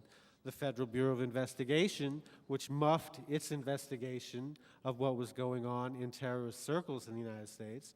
The Central Intelligence Agency, who failed to appreciate everything that was going on, even though George Tenet was running around with his hair on fire.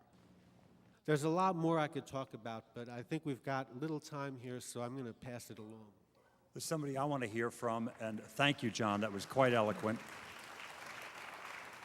You know, not only was the Clean Air Act, Clean Water Act signed under President Nixon, but a lot of the recent environmental laws passed we couldn't have done without Sheri Boehlert and John Chafee, now deceased, and Lincoln Chafee, and wonderful Republicans who've stood up in the environment. We have a Republican here tonight who's here to prove this is and should be a nonpartisan issue. I'd like to hear from Carl Schwartz, please. Carl.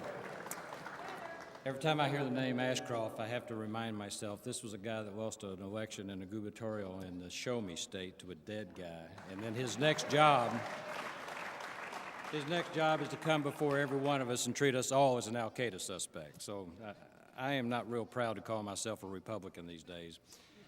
I tell the simple story that I became a Republican in 1980 because of Bill and Hillary Clinton, and I became an independent recently because of George Bush.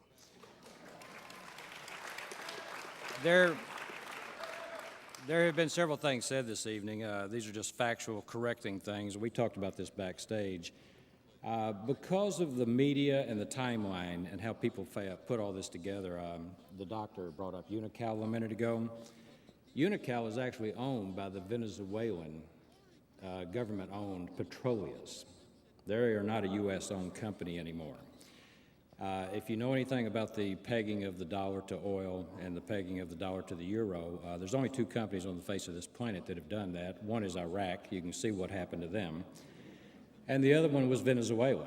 And you can pretty well come to a conclusion there's been quite a bit of interference in Venezuela as to what to do about their pegging to the dollar. We've tried to stomp Chavez to death politically down there. To address Sibel Evans, that came up in the clip a minute ago, I interviewed Sibel Evans for a book that I wrote, and everybody thinks it's got a cute name to it, and I didn't even name it. It's titled One-Way Ticket to Crawford, Texas. A conservative Republican speaks out. Where my story started in this actually started in 1999. I left Wall Street. I've been in this city many, many times. In fact, I've been in the World Trade Center many, many times. I used to office with Pre-Base Capital Markets at 100 Gold Street. Then we all moved with Smith Barney, and we went up here at 1345 Avenue of the Americas. When Smith Barney moved down to Greenwich, 380 Greenwich, that's when I left the company and preferred to do something else with my life other than travel 500,000 to 1 million miles a year. But one of the things that I did was I went with UUNet. I saw telecom and AP-centrics as something that was interesting, possibly profitable if you did it right. And I met a company in November of 1999 at a telecom conference. In the book, The Forbidden Truth, there's the Broussard book, Bin Laden, The Forbidden Truth. They disclosed that Brightest Corporation, excuse me, had actually signed a contract with Turkmenistan and with Pakistan to build the Trans-Afghanistan pipeline. Now, they were not able to ferret out the information I was, and I did this face-to-face. Excuse me, I am having problems with my voice. What we found is that the Brightest also had a contract with the Taliban and with General Rashid Dostum. The last remaining obstacle, after our government and after our influence peddlers had put enough pressure on Turkmenistan to upend that government's agreements with Brightest. They also upended Pakistan. There's a good possibility when Bhutto was overturned, we may have been behind it. We have a lot of companies over there, including 4 that have electrical generation power plants in Pakistan right now, and they've had them since the mid-1990s. They wanted and need cheap natural gas to make those projects feasible. Now, some of you may have heard about the Enron-Dabol fiasco in Dabol, India. That is not a feasible project because of the cost of the natural gas is too high. They proceeded anyway. We lost $1 billion in U.S. Government guarantees. But the thing that stuck out to me the most is we found that this is a bipartisan problem. It's on both sides of the aisle, and that's why I finally decided to stand up and tell everything I knew. We actually know that there are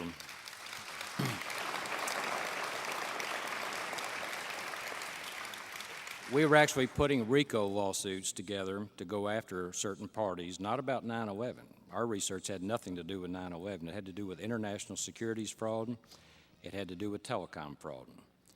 Because of an interview that I heard on the radio one time, that led me to Sibel Edmonds. I'm not under a gag order.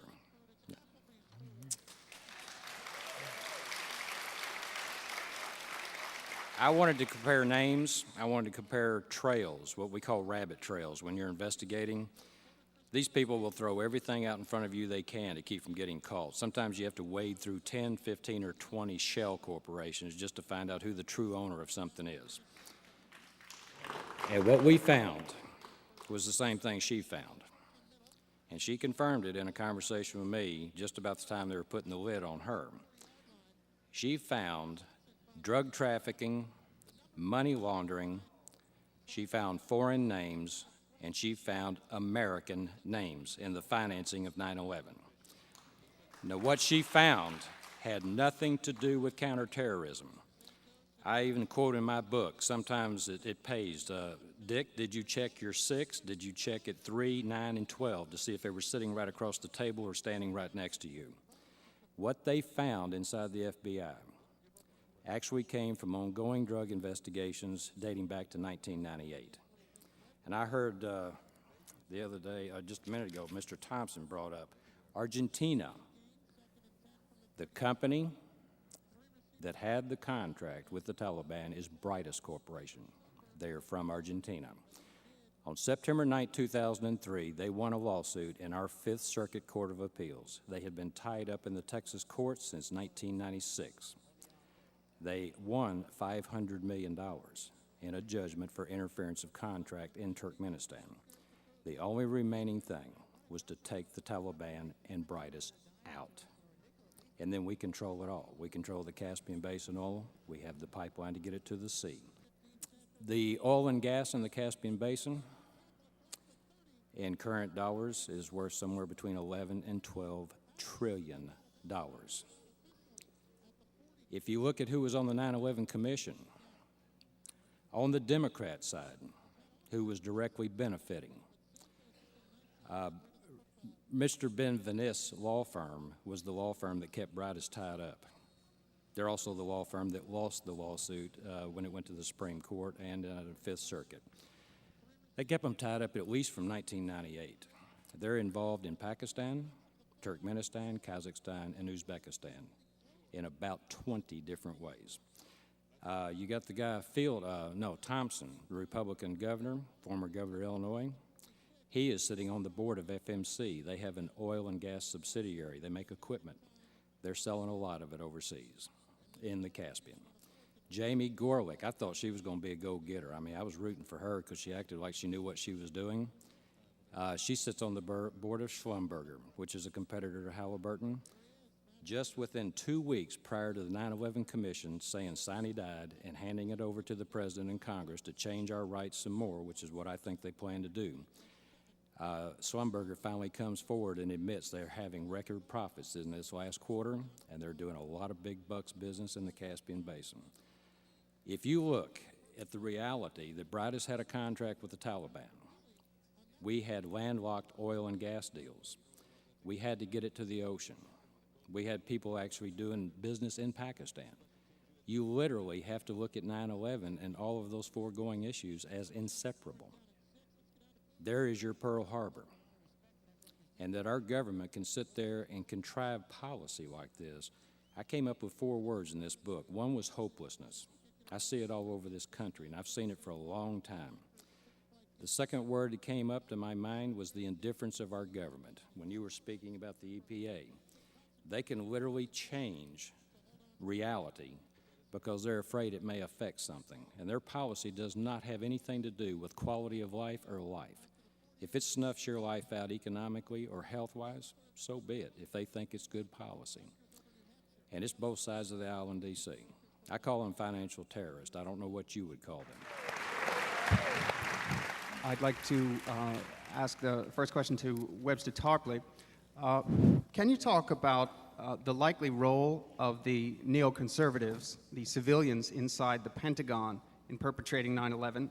And if you like, can you comment on their likely response to a successful 9/11 movement that might put in jeopardy their hold on power this November?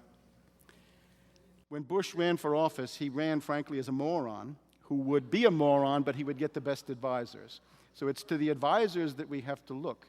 And if we look at a Cheney or a Wolfowitz or some of these other people, here we see people that may very well be the conduits of the rogue network into the White House. But make no mistake, it is that rogue network which has been running the United States. Now, if I say rogue network, it may make them seem a little bit too lonely, and I don't think they're lonely.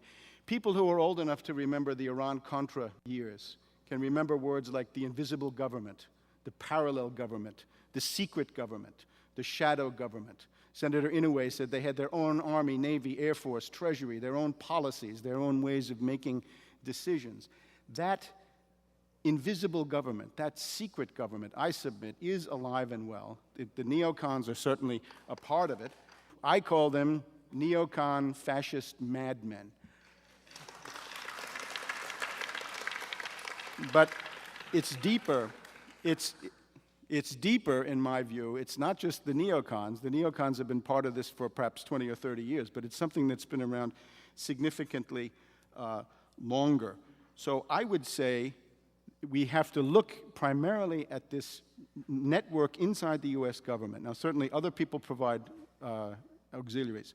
MI6 traditionally provides services. The Mossad obviously provides services. When we get down to something like Saudi intelligence or the ISI, again, these are a kind of walk-on parts in the middle of all this. But it seems to me that this is the thing that we have to confront. Now, this network is still in place. Nobody has laid a glove on them, much less this fake 9/11 commission with Kane and Hamilton. We have to go on, we're running out of time. Okay. So I would just say that's a group that's still there, and their reaction is most likely to be what they're doing right now. They're courting war with Iran, they're courting war with Syria, they're courting war with the Sudan, and most disturbing of all, they are courting war with Russia. Because according to President Putin and the Russian press right now, the people behind the massacre at that school in northern Ossetia are the United States government and the British government, and that's all over the Russian press. Our last presenter for the evening is a very accomplished, award-winning Canadian journalist named Barry Zwicker, whose new film is called The Great Conspiracy, the 9/11 media special you never saw. Barry Zwicker.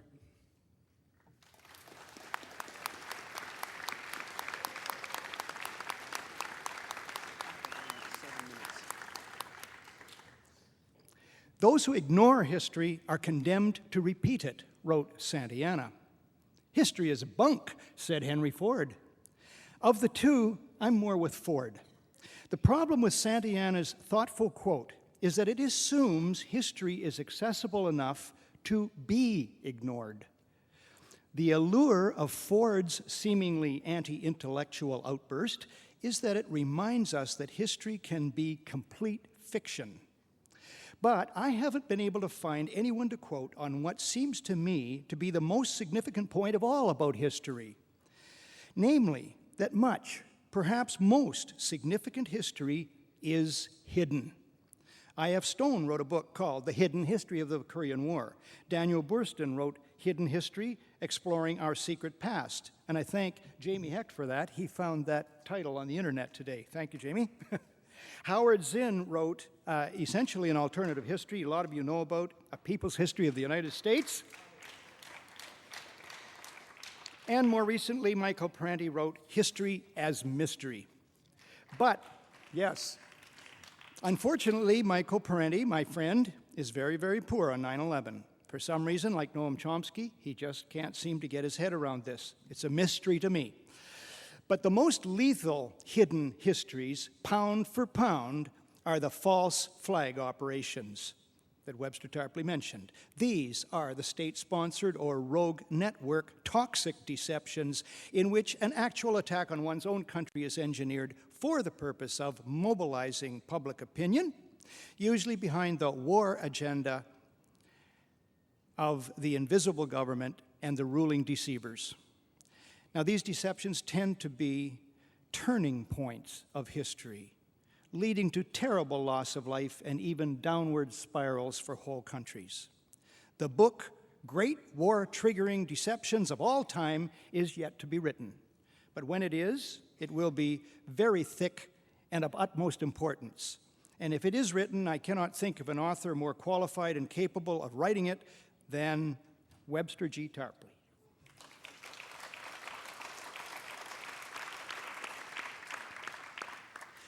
One more quote by an American cultural critic, Larry Ray. Again, thank you, Jamie. I couldn't remember the name, and Jamie found it. I didn't have access to the internet today.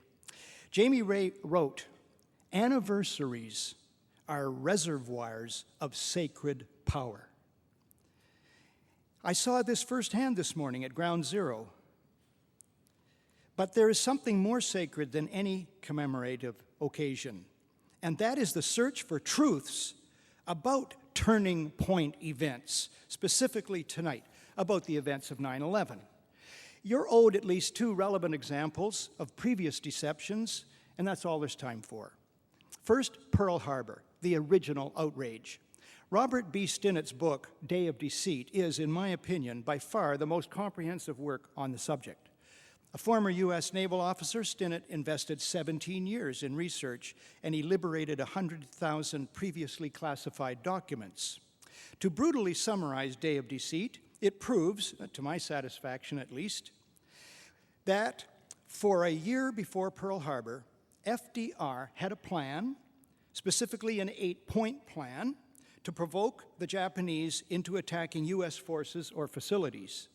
He repeatedly emphasized that it must be the case that the Japanese fire the first shot, and what a shot it was. It required that a significant part of the U.S. fleet be made vulnerable, that those responsible for protecting that fleet have one or both hands tied behind their backs, that the Japanese remain unaware that all their codes right up through the high command had been broken, and broken good. The day before Pearl Harbor, according to the Gallup poll, just 16% of the U.S. public supported this country entering World War II. The day after Pearl Harbor, 1 million men volunteered to fight in that war. That stingingly effective deception, at least, was in service of adding another powerful ally to the struggle to defeat Nazi Germany. And I, for one, retroactively endorse that. But such an ethically warranted fraud, if I may use that phrase, is virtually a lone exception to the rule in this sordid category.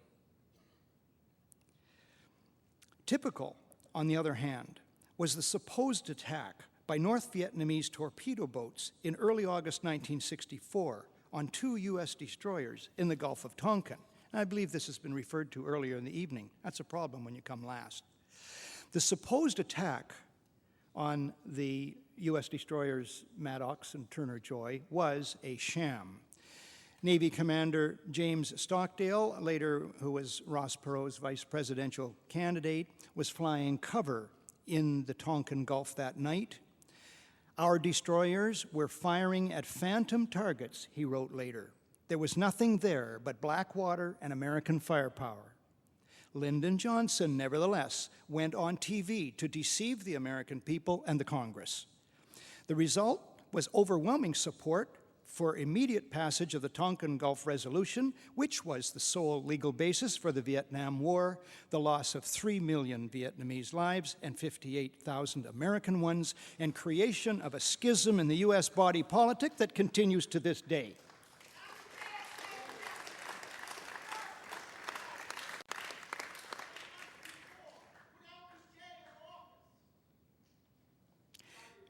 Emblematic, and the media have been mentioned here without praise earlier this evening, and after 33 years as a media critic, I can't find any fault with that. Emblematic of media malfeasance and supine service of illegitimate power then and now, the New York Times, after LBJ's speech, editorialized that, quote, "The president went to the American people last night with the somber facts," unquote. The most somber fact is that if we, the people, cannot force today's top hidden history into the open, a cascade of calamitous events is very likely to ensue. And my main prayer is that I am wrong. Thank you. You've been so patient. We've been talking up here a lot, showing a lot of information. We invite you now. We have roamers out there with microphones to get your questions for the panel. So you can put some tough questions, some questions of any sort that you like. We have people out there with microphones, and we're going to get people to ask a question. Where exactly are Rice and Powell in this whole dance? I only heard one person say something about Condoleezza Rice, but also Colin Powell, so those two. Powell did not want to go along with the program. And he was basically pressured to sell the war to sell the war on Iraq. He was in the White House at the time when post 9/11 they were trying to ride that terror wave into Iraq. There were a number of offices, and I'm sure many of you have heard of them within the administration. There was the White House Information Group with Condoleezza Rice and company, who were they were the messengers, and the messages were being formulated for them to send out at the same time to sell the war, and the images of the mushroom clouds. And then there was the Office of Special Plans for cherry-picking intelligence and putting it together in a way, again, that would sell disinformation to the American public. And part of the Office of Special Plans was also to put pressure on high-level people in the CIA, the NSA, and even Colin Powell not to go along with the program. But unfortunately, he buckled. And he's trying to get Bob Woodward to sort of write his mea culpa in a sense. But he was a big man in a tight spot, and he did not, I think, acquit himself very, very well. He didn't stand up and call a halt to the madness. Rice took over as National Security Advisor with a different agenda. She's a Europeanist. She's an expert on the Soviet Union.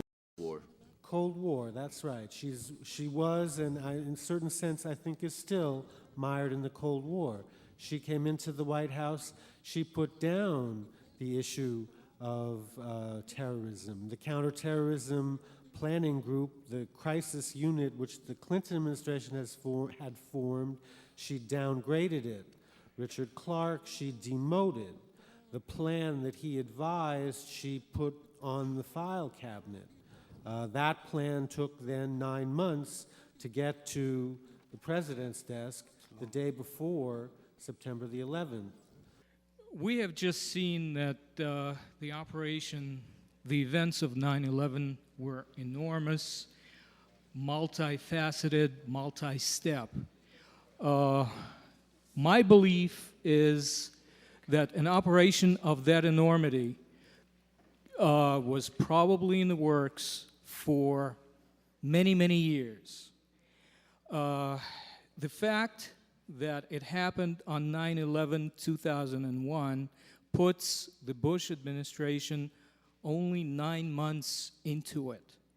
Prior to it, as we know, for 8 years, there was Mr. Clinton in the White House. What is, to the panel's mind, was Mr. Clinton's and his administration role in the events of 9/11? I would say that towards the end of the 1990s, you have the emergence of an oligarchical consensus that the entire U.S. ruling class, ruling elite, comes to see terrorism as the preferred means, indeed the only means, to provide social cohesion, to provide an enemy image for the society to keep it together. According to neocon theory from Hufschmid, you have to have an enemy image in order to have a society. They were concerned, of course, about world domination and geopolitics, the continuing Russian nuclear deterrent, the economic dynamism of China, which is rapidly overtaking the rest of the world, the demographic dynamism of the Islamic world. They were also concerned about the collapse of the monetary system, the fact that many countries are on the verge of dumping the dollar as a means of payment for oil, but also for many other things, for trade, and going to the euro or some other solution. And towards the end of that period, it seems to me that you have this oligarchical agreement that terror is the way to go. It's a very dangerous thing because now it means that the entire social order, the political parties, intellectual life, politics in general, all based on a monstrous myth. Now, concerning these presidents, I think it's very naive to think that whatever puppet happens to be sitting in the White House is somebody who actually has power. One of the things I try to do in my book, I try to give you a thumbnail sketch of the mental wrecks, the impaired people, let's say, severely impaired people who have been in the Oval Office. Generally, it took at least one nervous breakdown to qualify as president. Now, Clinton is simply a plausible face for this apparatus that's sitting there, and I think it's a mistake either with Clinton or with Bush, although I think now with Bush in the more recent phase, it's more serious. You got to go back to the fact that these people are simply figureheads. Thank you, Webster. Next question. Thank you. Sir, in the middle. My name is Garland Roberts. I'm head of the Black Alumni at Brooklyn Technical High School. We were the first people on site with generators and everything else, and we met up with massive amounts of problems. We also were the people originally that were the third bidders on the emergency exit systems. We personally knew the whole of the systems that go through the 2 World Trade Center, 7, and the hotel, and physically didn't need plans or anything else on site. They continuously tried to keep us from getting involved. They were telling us, well, we didn't need you. We knew the things intimately. They wouldn't let us underneath because the kids had told us, and other kids that were involved with the subways, that they had come up in the under subfloors where they had the different switches that cut off the floors, and then we knew there were people trapped there. Now, there's another man that's important for your damn thing. That's Carl Ross, who was the other guy with us that we're trying to get them to let us actually draw out, show them where to go and everything else. Carl was important because when the first plane hit, he was late for work as an architect, and he was opening that door downstairs that comes from the, when you come from Jersey with the New Jersey path. When the plane hit and physically saw the rubble coming down, but the thing and he ran, but the thing that he questioned was he did not see JP4. And, you know, I don't know if you know, it's like a kerosene smell. He didn't get any of that down into that lower section that would have been part of the main structure. And nobody's addressed that at all. How do you get these other things into somebody to investigate? I'm not the goddamn media. I tried. I went to congressmen. I went to senators. I was with McCain. I joined the Republican Party to fight the goddamn right wing. We have to ask, how did the lower parts of those buildings fail when they were cold steel and they had 100% of their structural integrity? And yet they fell. The North Tower fell faster than the speed of gravity. That simply is not possible. Alex Jones, the Road to Tyranny creator. said on his radio show through a Secret Service agent on Saturday, a week ago. The Secret Service agent testified that he and his fellow agents and his agency has known for years, plural, years, that the martial law in this country is supposed to be implemented starting November 1st. Before November 1st, they need to have a major catastrophe in order to get us to accept that without a major fight on their hands. What do all of you know about this horrible shit that's going on in our lives, and why has it taken so long for a panel like this that appears to be an honest panel for the most part? Why has it taken so fucking long for this to happen? At the beginning of June, I put out a release called Rogue Bush Backers Plan Super 9/11 False Flag Terrorist Attacks. And it essentially goes through the tremendous pattern of psychological warfare, terror demagogy, coming from the Bush administration, but also coming from Richard Clarke, martial law bureaucrat, Ted Koppel, the controlled media, and so forth. And what this points to, I think that the big turning point is Bush's speech of April 21st, because he'd been trading on terrorism before. In the 21st of April speech to the editors, he essentially said, there's going to be another round of terrorism, and we're going to make sure that Iran never gets a nuclear capability. Now, therefore, the great danger right now is a second wave of 9/11 style terrorism, 1 or 2 orders of magnitude beyond. In other words, the ABC realm, atomic, bacteriological, and chemical. What I did try to point out at the same time in that article was that there are countervailing forces. It's more or less this.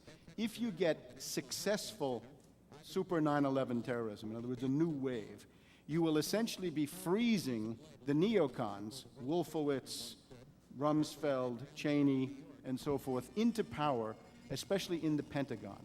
Now, who is there in the society who doesn't like that? I think the U.S. Army, strangely enough, is a candidate for not liking that. We look at Iran. Iran is 4 times the size of Iraq. It has 3 times the population. It's intact. It hasn't been bombed. It hasn't been starved by years and years of sanctions. When you look at Wolfowitz, the Army looks at Wolfowitz and they say, Iran is a meat grinder. He wants to put it into it. Are we going to allow Wolfowitz to have a coup and set up a neocon fascist dictatorship in the United States? I think the answer is there are some who don't want it, and that's the so-called Israeli mole scandal in the Pentagon is a desperate attempt to try to freeze, to stop that network from starting a war with Iran. Webster, thank you very much, and thank you all for coming. Thank you for your passion and what you all saw and reported. We really appreciate it. Stick around and talk amongst yourselves. Thank you for watching this video. Among all that you've seen, there is one silver bullet. There were no Muslims, no Arabs, no hijackers involved in these crimes. Only White House, New York City, New York State, and the mayor's office of New York City lied to the people of New York and the visitors to New York that the air was safe to breathe. If you worked, lived, or visited the World Trade Center area after 9/11, I urge you to seek legal counsel to press criminal charges and file civil suits against the government officials who lied to you and may have seriously injured your health. Thank you.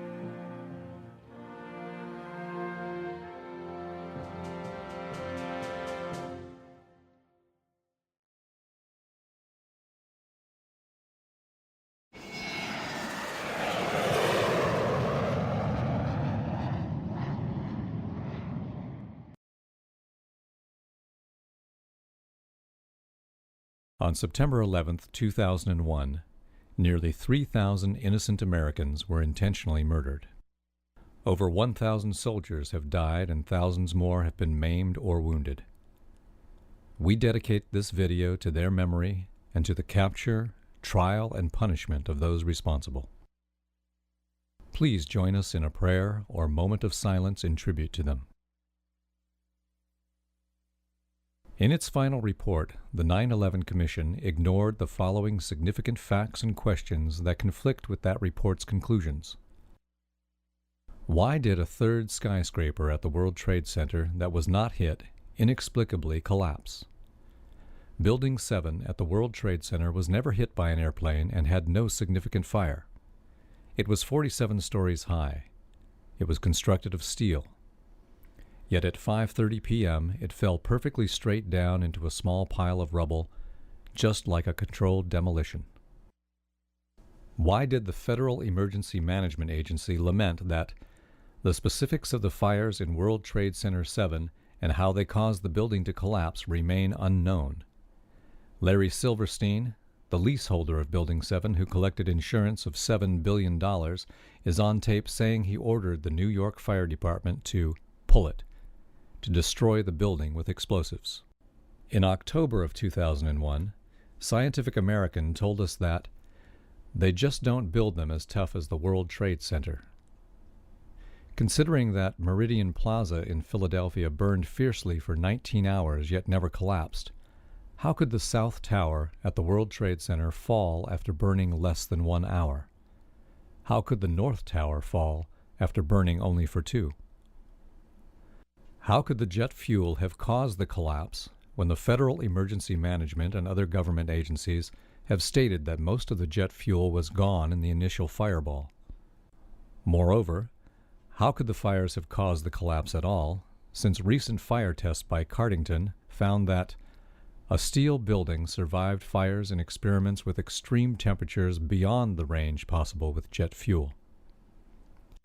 Since the black smoke coming from the buildings means that the fire was oxygen-starved and could not have reached its maximum temperature of 1,800 degrees Fahrenheit, and steel melts at a much higher temperature of 2,500 degrees Fahrenheit, nearly 700 degrees hotter than the maximum temperature of the fire, how could cleanup crews have found melted steel in the basements? How could, days later, NASA satellite images show hot spots in the buildings that still exceeded the maximum temperatures possible? Explosives like C4, however, create temperatures of 3,000 degrees Fahrenheit, which easily melt steel. Why did Fire Engineering magazine tell us that no steel building has ever been destroyed by fire, that the World Trade Center investigation was a half-baked farce? Why was all of the important evidence illegally destroyed, some before the investigation began? Why was $40 million spent to investigate Clinton's sex life while only $600,000 was spent on investigating the World Trade Center fires and subsequent collapse? Why did the entire 9/11 Commission spend only $15 million while expenditures on Clinton's lies exceeded $65 million? How could the airliner's impact have caused the collapse when wind gusts from storms had at times been greater than the impact of the airliners? Neither tower was bent, nor did they creak or groan at any time. Firefighters said they seemed sound and reported that there were no fires they couldn't control. How could the building collapse at the maximum speed of gravity? Each floor hit should have slowed the fall, just as if you drop a steel ball from the roof, it would fall faster without resistance. This couldn't have happened without explosives placed inside the structure. How could the concrete encased in a steel-framed pan with 2 layers of carpet over it, riveted inside columns of steel beams, welded together in a network with steel bands, be pulverized? How could steel beams and clouds of finely pulverized concrete come shooting out of the buildings at hundreds of miles an hour, traveling all the way to New Jersey? This is only possible with explosives. The buildings fell rapidly, according to the 9/11 Commission, because the bolts, rivets, and steel framework were weakened by the fire. If so, Then how could the concrete be pulverized and ejected at high speed, since the force to do that is greater than the force needed to shear the weakened steel, bolts, and rivets? How could the twin towers fall straight down when the damage and resulting fires were only to one corner, two sides? Only the tops of the twin towers should have fallen, and they should have fallen over, not straight down. In fact, the top of one tower did fall over onto Building 4, so there was no building weight to crush the floors below.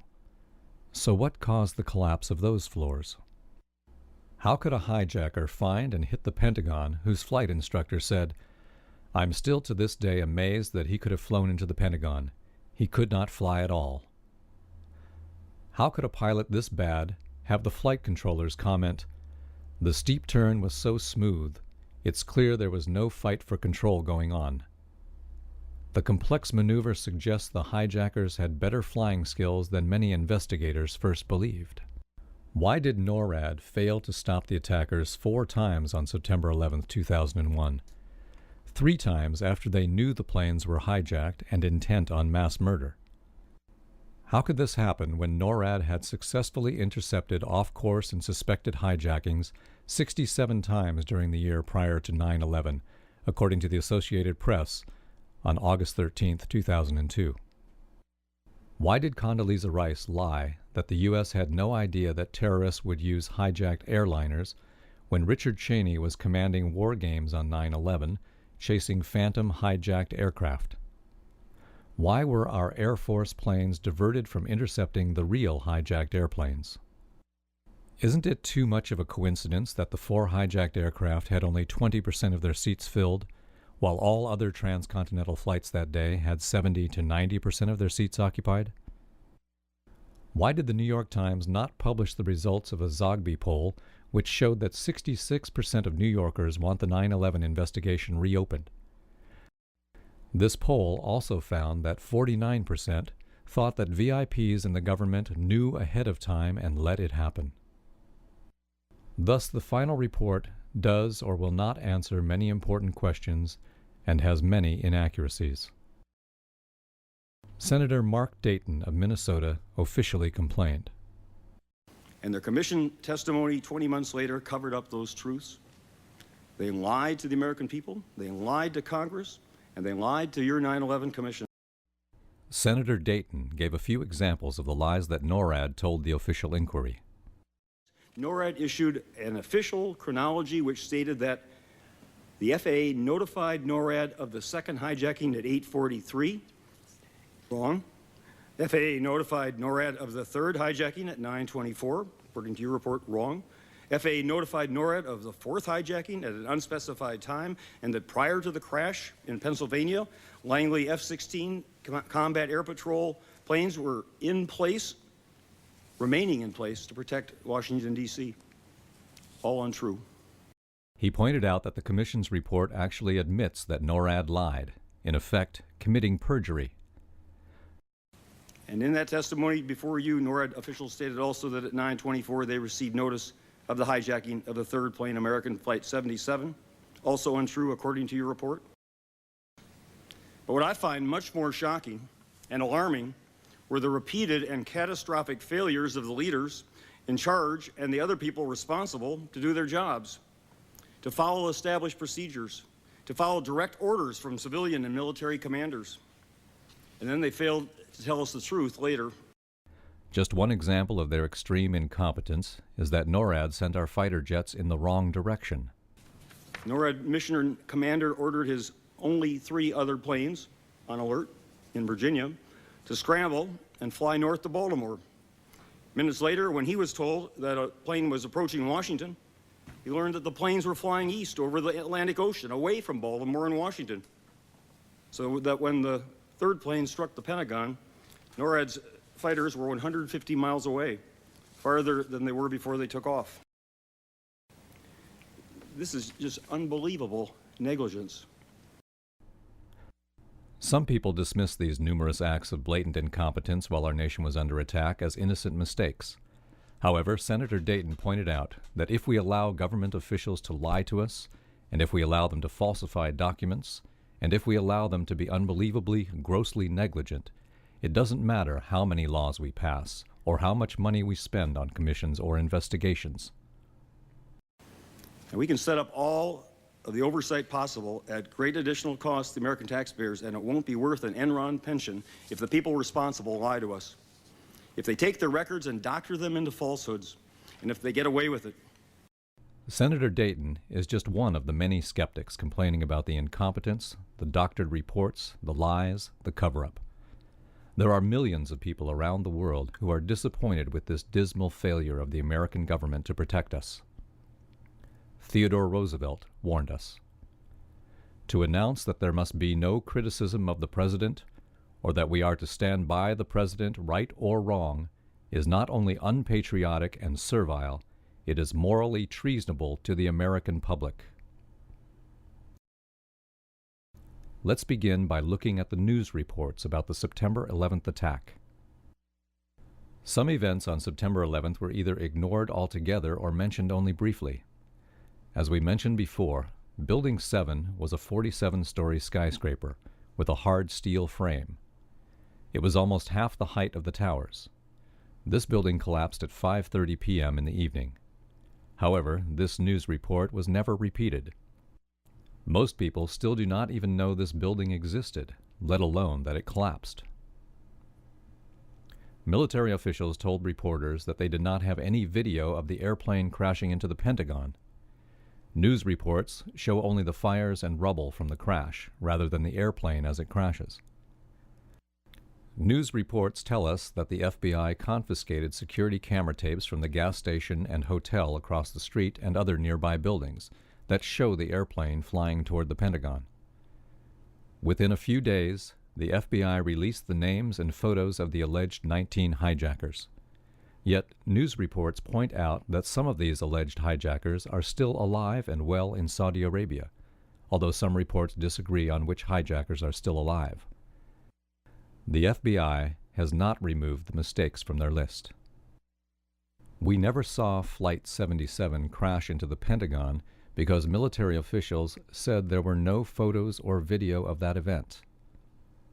The early drawings turned out to be incorrect, such as this one from U.S. News and World Report, in which the airplane is diving toward the helicopter pad. As a result, many people still incorrectly believe that the plane caused the roof to collapse when it was really just the fire.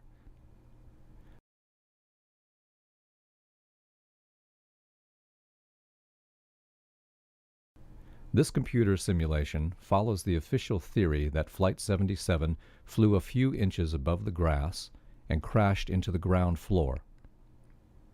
The pilot in a 757 is about 55 feet above and forward of the engines. It would take Superman skills to fly so close to the ground at 400 miles per hour.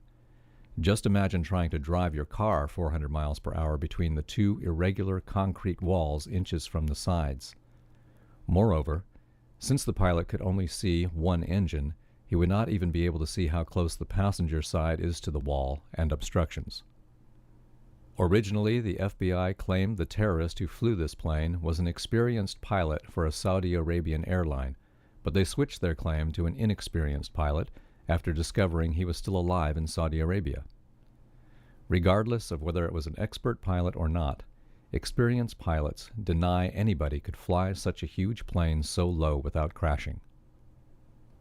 How could anyone fly a 60-ton, 125-foot wide, 44-foot tall plane through this obstacle course? Moreover, only military aircraft are allowed in the prohibited area surrounding our nation's military command and control center, or legislature and the Supreme Court.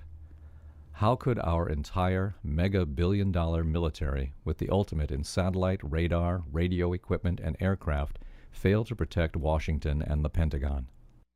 While most Americans were demanding retaliation against Osama, a few people in cyberspace were complaining that something was strange about this attack, and perhaps we should not believe our government.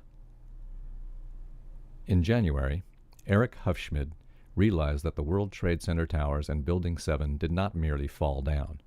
For example, virtually all of the concrete in the towers had been pulverized into dust. He posted documents on the internet explaining that the towers appear to have been destroyed with explosives. Meanwhile, in France, a man named Thierry Meyssan was analyzing the odd aspects of the Pentagon attack.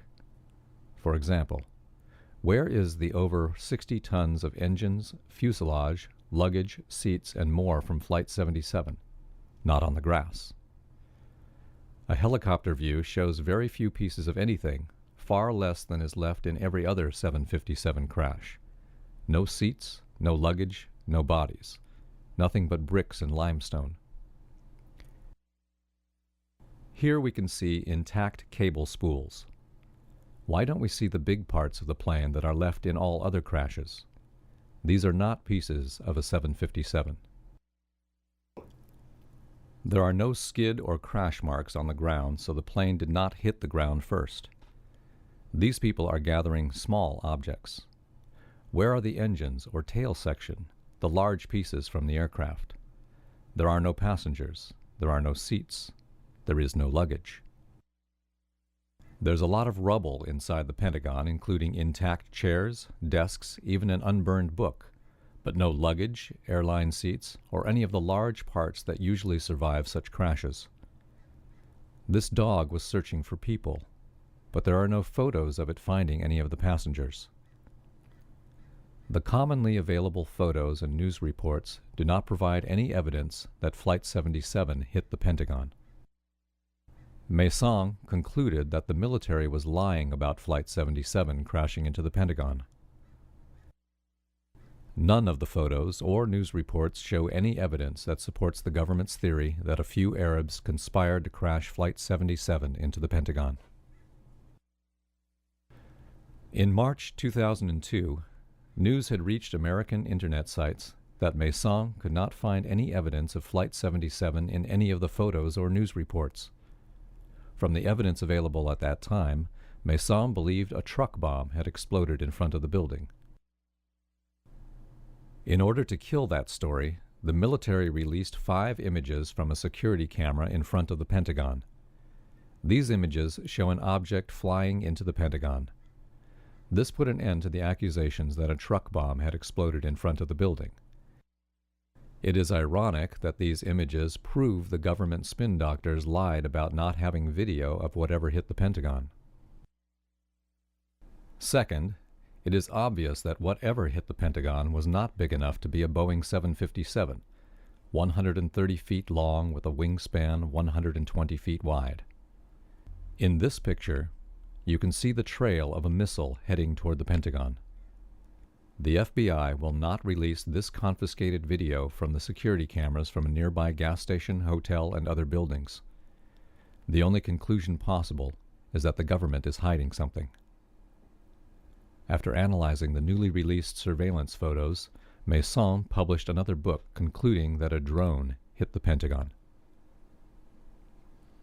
In September 2002, Eric Hufschmid released his book, Painful Questions, which shows that both the World Trade Center towers and Building 7 were demolished with explosives.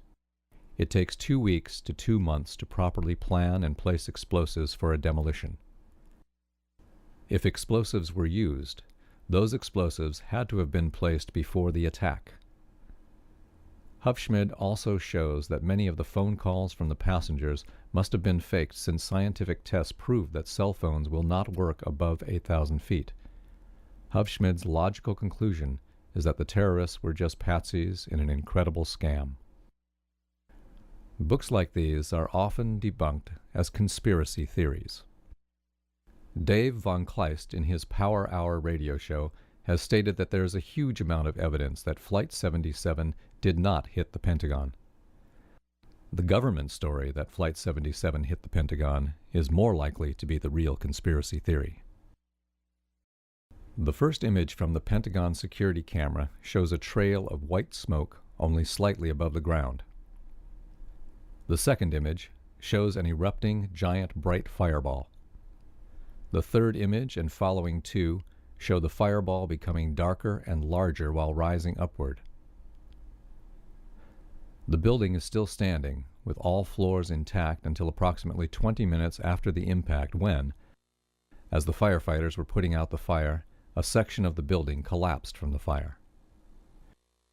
Remember, there were no skid marks on the lawn, so whatever hit the Pentagon had to hit it above the ground floor.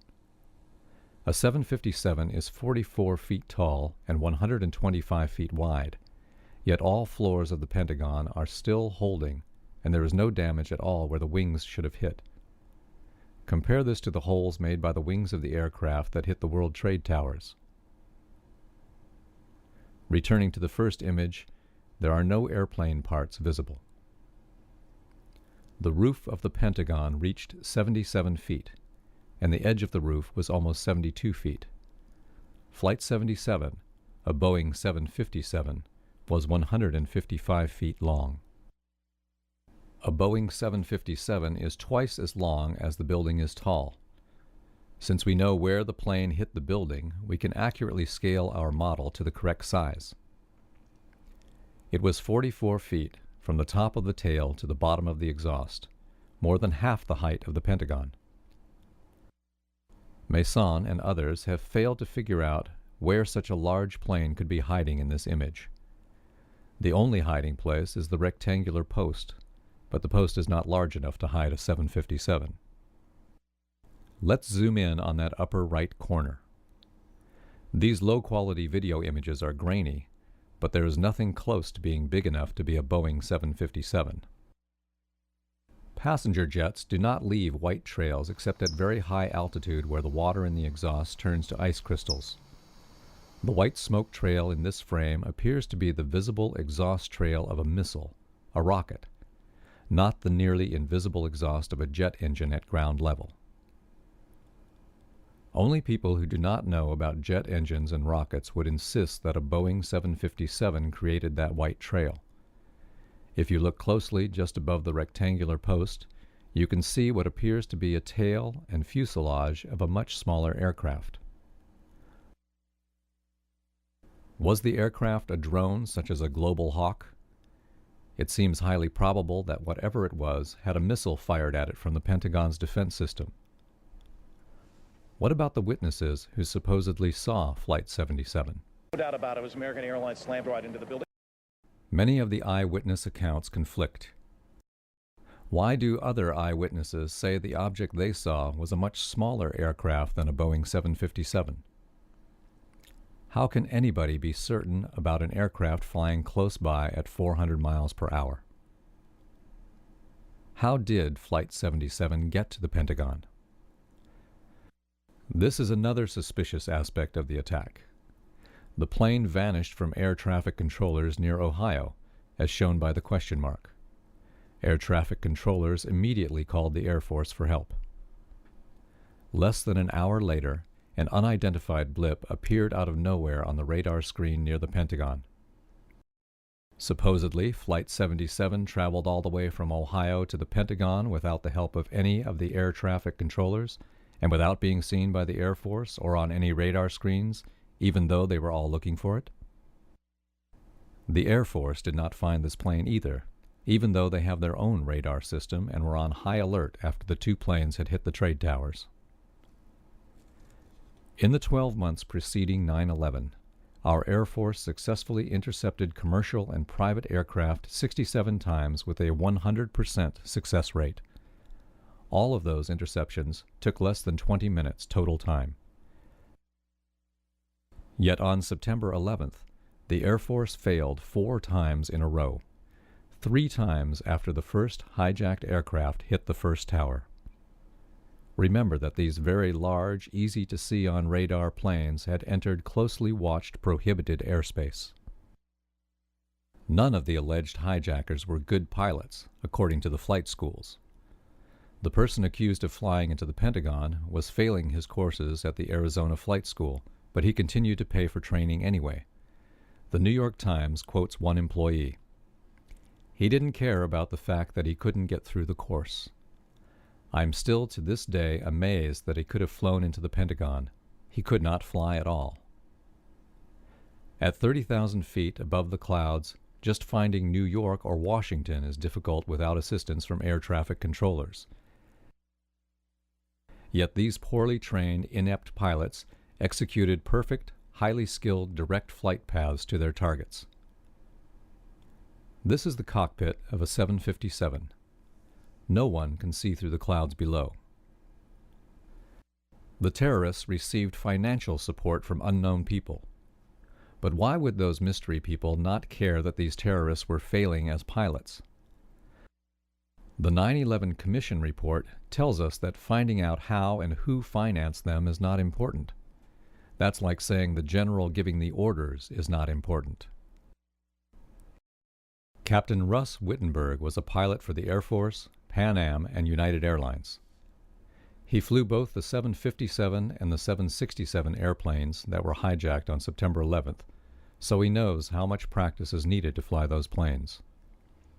He is one of several pilots who doubt the terrorists could have flown these planes so accurately into such small targets. He also doubts that these pilots, ex-military known as men who could handle themselves in a fight, would give up the cockpit to a couple of guys with razor blades, since that would put everybody in danger, not just a couple of hostages. Remember, the hijackers were so dumb and clumsy that their instructors said they could not fly at all. Wittenberg expected that the pilots would at least follow standard operating procedure and switch their transponders to the code indicating a hijack in progress immediately when they learned of the hostages, before the hijackers got into the cockpit. Many pilots and flight school instructors find it difficult to believe that anyone could execute the high-precision, high-speed turns, much less these flight school flunkouts.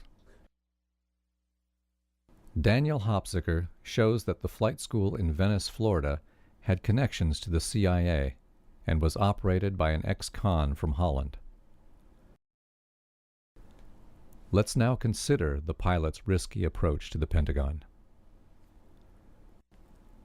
The Pentagon is surrounded by tall buildings, trees, and highways.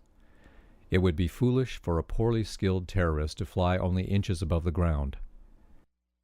It would be best to remain a few hundred feet above the ground and then dive into the Pentagon. The orange arrow shows the direction he was flying when he crashed. This photo makes it easier to realize that the surest way to crash into the Pentagon is to dive into it while aiming for the center of the 5 rings, unless the Pentagon has a defensive missile system. The released photos show a missile fired at an aircraft. If the attacking aircraft had come in high, it would have been blown out of the sky long before it got close. Therefore, the terrorists decided to fly along the ground like a cruise missile to avoid being shot down. How did they know? The additional problem and coincidence with hitting this particular area was that his plane was coming from another direction, so he had to make a 270-degree turn in order to hit that side of the Pentagon, the only empty section of the Pentagon due to renovation.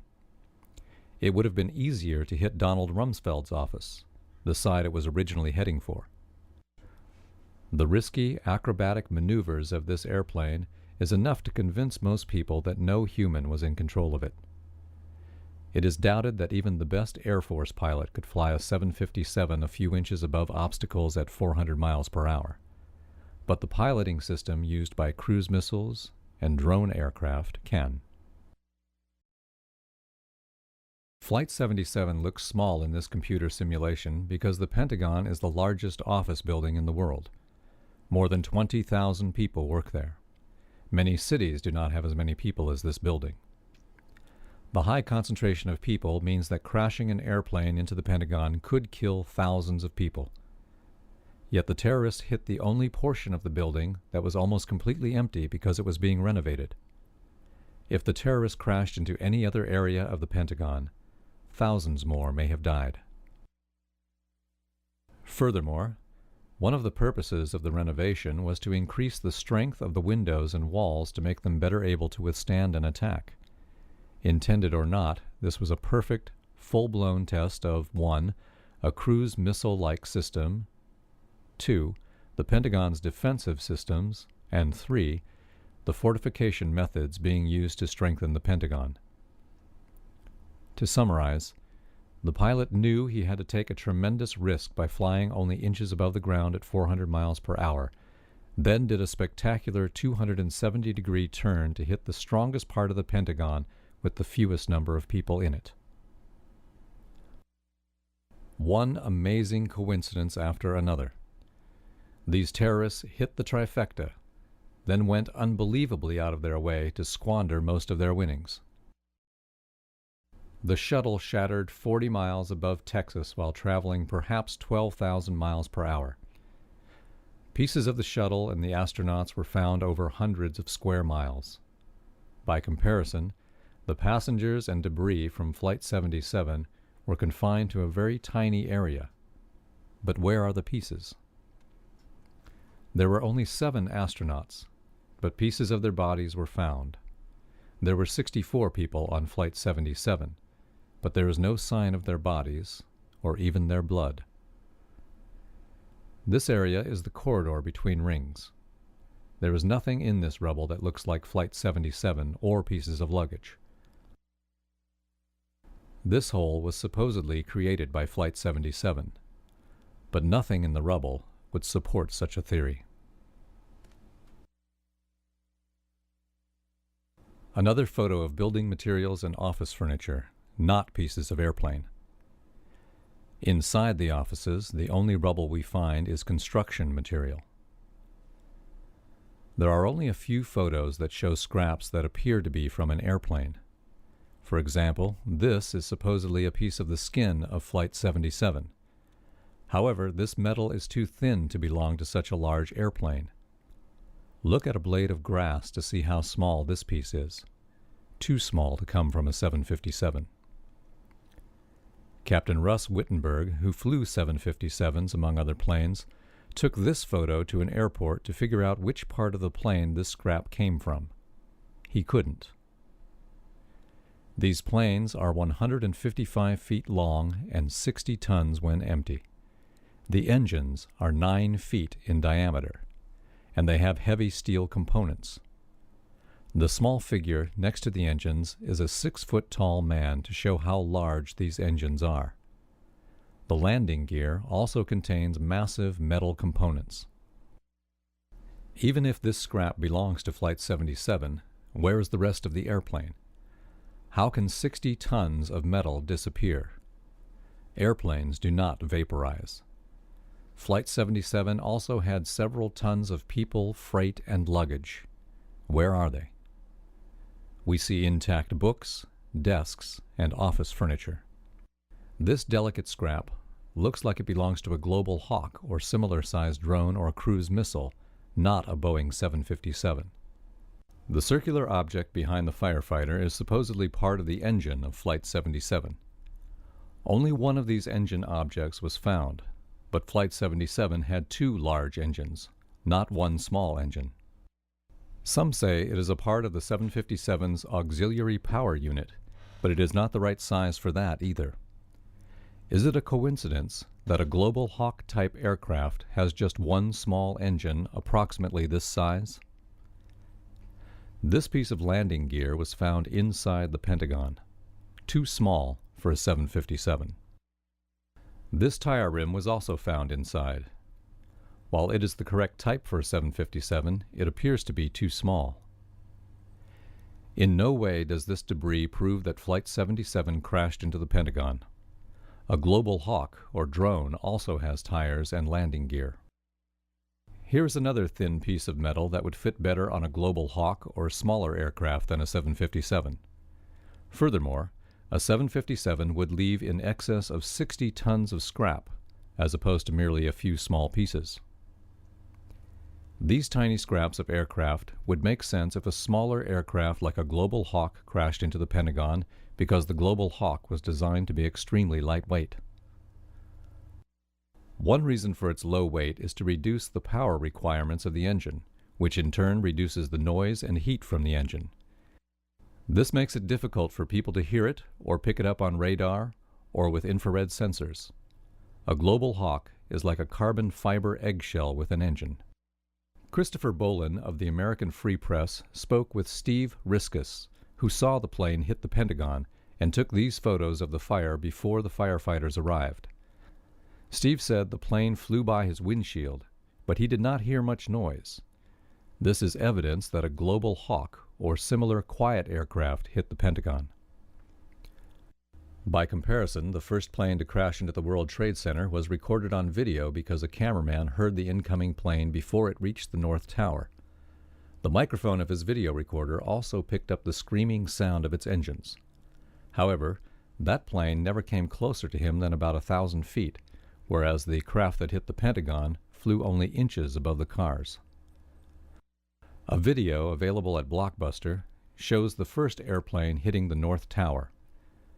The video is called 9/11, the filmmaker's commemorative edition. Here is a sample of it.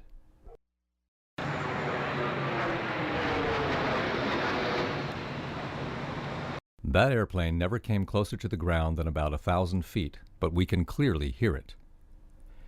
If a Boeing 757 flew 400 miles per hour only inches above the cars, the noise would have been deafening.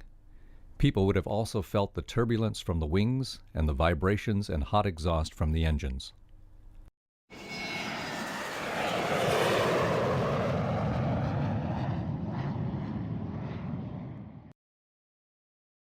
In some respects, this photo resembles those from other disasters. Specifically, most of the people are dressed to deal with fire, or they have gloves and work boots. There are no secretaries in business attire, nor are there any children. However, a few photos show executives wandering around among the firefighters. Who are these two guys? Why are they collecting material from the crime scene? They do not have gloves on, nor work boots. They are holding the parts away from their bodies. Are they worried about getting their clothes dirty? Why are they walking around in the firefighting foam, water, human body parts, and sharp scraps of metal? Why are they so eager to help clear up the crime scene that they rushed out amongst the firefighters to help pick up a few scraps? Are these the FBI investigators? If so, why didn't they let the workers with gloves and boots collect the debris? A Boeing 757 would leave some 60 tons of material, in which case these two guys would not be able to contribute anything significant to the cleanup. However, if a Global Hawk crashed into the Pentagon, there would be only 4 tons of parts or less to clear up. Furthermore, since more than 50% of a Global Hawk is carbon fiber and resin rather than aluminum, if most of the non-metallic material burned, there would be less than 2 tons of scrap. This would explain the mystery of why so little remains. An unmanned Global Hawk has aluminum in the fuselage and wings. Any large pieces of aluminum would have to be hidden because they would not look like pieces of a Boeing 757. Is it not odd that some guys carried away a large box hidden behind a tarp? Why would these people carry away this secret item? What is inside this box, and where did they take it? Why the secrecy if the military has nothing to hide? As if there were not already a number of strange aspects regarding the debris, a news helicopter shows a line of people picking up small items from the grass. Who are these people? They are neither firefighters nor police officers. Why are they prematurely removing evidence from a crime scene? This very rapid cleanup also happened at the World Trade Center and the crash site of Flight 93. The cleanup crews were on site immediately, removing evidence before it could be examined by investigators. At the Pentagon, those involved in clearing up the crash site were top executives. This is like the board of directors at a Fortune 500 company turning out to help the janitors clean up the toilets on the shop floor. If a Global Hawk crashed into the Pentagon, the pieces of carbon fiber would have to be picked up quickly because if somebody had found a piece of it, he would have announced, "Hey, this is no American Airlines flight. We just got hit by some high-tech aircraft," and the Bin Laden scenario would have become a non-starter. Could it be the reason Flight 77 vanished from radar near Ohio was because it landed at a military base in the area, and then another plane, such as a Global Hawk, may have been sent up to replace it? In 1962, based on information provided under the Freedom of Information Act, a military operation called Operation Northwoods planned to take a civilian aircraft, replace it with a drone, shoot it down, and then blame the incident on the Cubans in order to spur the American people to go to war. Sound familiar? Since a global hawk can fly above 60,000 feet, it could fly from Ohio to the Pentagon above commercial airplanes' flight paths. Since it is small and more than 50% carbon fiber, it is not as noticeable on radar as commercial airplanes, especially when flying at 60,000 feet. This would explain why the air traffic controllers never noticed it on their radar as it traveled to the Pentagon. Or maybe it took off from another field close by? A global hawk also flies at 400 miles per hour, which is the speed the military claims Flight 77 was flying when it allegedly hit the Pentagon. Seismic sensors are buried around the world for measuring earthquakes and other events. These devices are so sensitive that many of them picked up the impact vibrations of the airplanes as they crashed into the World Trade Center and the crash in Pennsylvania. They also picked up the collapse of the towers and the collapse of Building 7. What was so different about the Pentagon crash that seismic sensors did not record vibrations from an airplane crashing into the Pentagon? Scientists who analyzed the data reported, "Despite detailed analysis of the data, we could not find a clear seismic signal. A seismic station near the Pentagon does not show any clear sign of an airplane crash. A different station shows a blip that might be an airplane crash at 9:39, and a third station shows absolutely nothing." The blip in the middle graph, which is colored red to make it more visible, appears to be a possible airplane crash. But the scientists who analyzed the data claimed that it occurred at too high a frequency. If it was not an airplane crash, what was it? Another ongoing operation? 6 global hawks were built as of December 2002. If one of them crashed into the Pentagon, there should be one less in the inventory. Reporter Christopher Bolin spoke with the Air Force in December 2002, and they admitted that 2 global hawks were lost in ongoing operations. Not surprisingly, the Air Force refused to explain what those ongoing operations meant. As previously mentioned, Flight 77 vanished from air traffic controllers' radar screens near Ohio. Nearly an hour later, it was noticed on radar near Washington, D.C. It was dropping from a high altitude. CBS News describes it as a downward spiral, turning almost a complete circle. How do we explain the sudden appearance on radar of Flight 77? Could it have been one of those missing global hawks or a similar drone aircraft and not Flight 77? If a global hawk flew from Ohio to the Pentagon above 60,000 feet, it would not be easy to see on radar until it descended to below 10,000 feet. Flight 77 allegedly dropped a treetop level and headed toward the Pentagon. But where are the witnesses who heard the tremendous roar of its jet engines? The lack of noise suggests that this was not Flight 77 at all, but instead one of those missing global hawks, which are very quiet. As the global hawk crossed into Pentagon property, a missile may have been fired at it. Does the Pentagon have missiles in its security system? The missile would have shattered the global hawk and incinerated its carbon fiber. But just in case small pieces survived, people would have to check for scraps. The fuselage of a drone has an aluminum frame, so if a large piece of it survived, it would also have to be concealed. While a global hawk and a missile can explain what happened at the Pentagon, where are the passengers and crew of Flight 77? Before trying to answer that question, consider that the bodies of the Pentagon employees who died in the attack were shipped to a morgue in Virginia, and then we were told they were shipped to a morgue in Dover, Delaware, which undertook the final autopsies. Why the shuffling of dead bodies?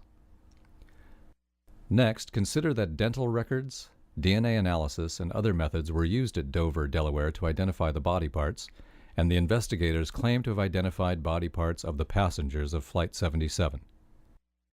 If Flight 77 landed near Ohio, the passengers' bodies could then have been shipped to the morgue in Dover, Delaware, at the same time the dead Pentagon employees were also being shipped to Dover.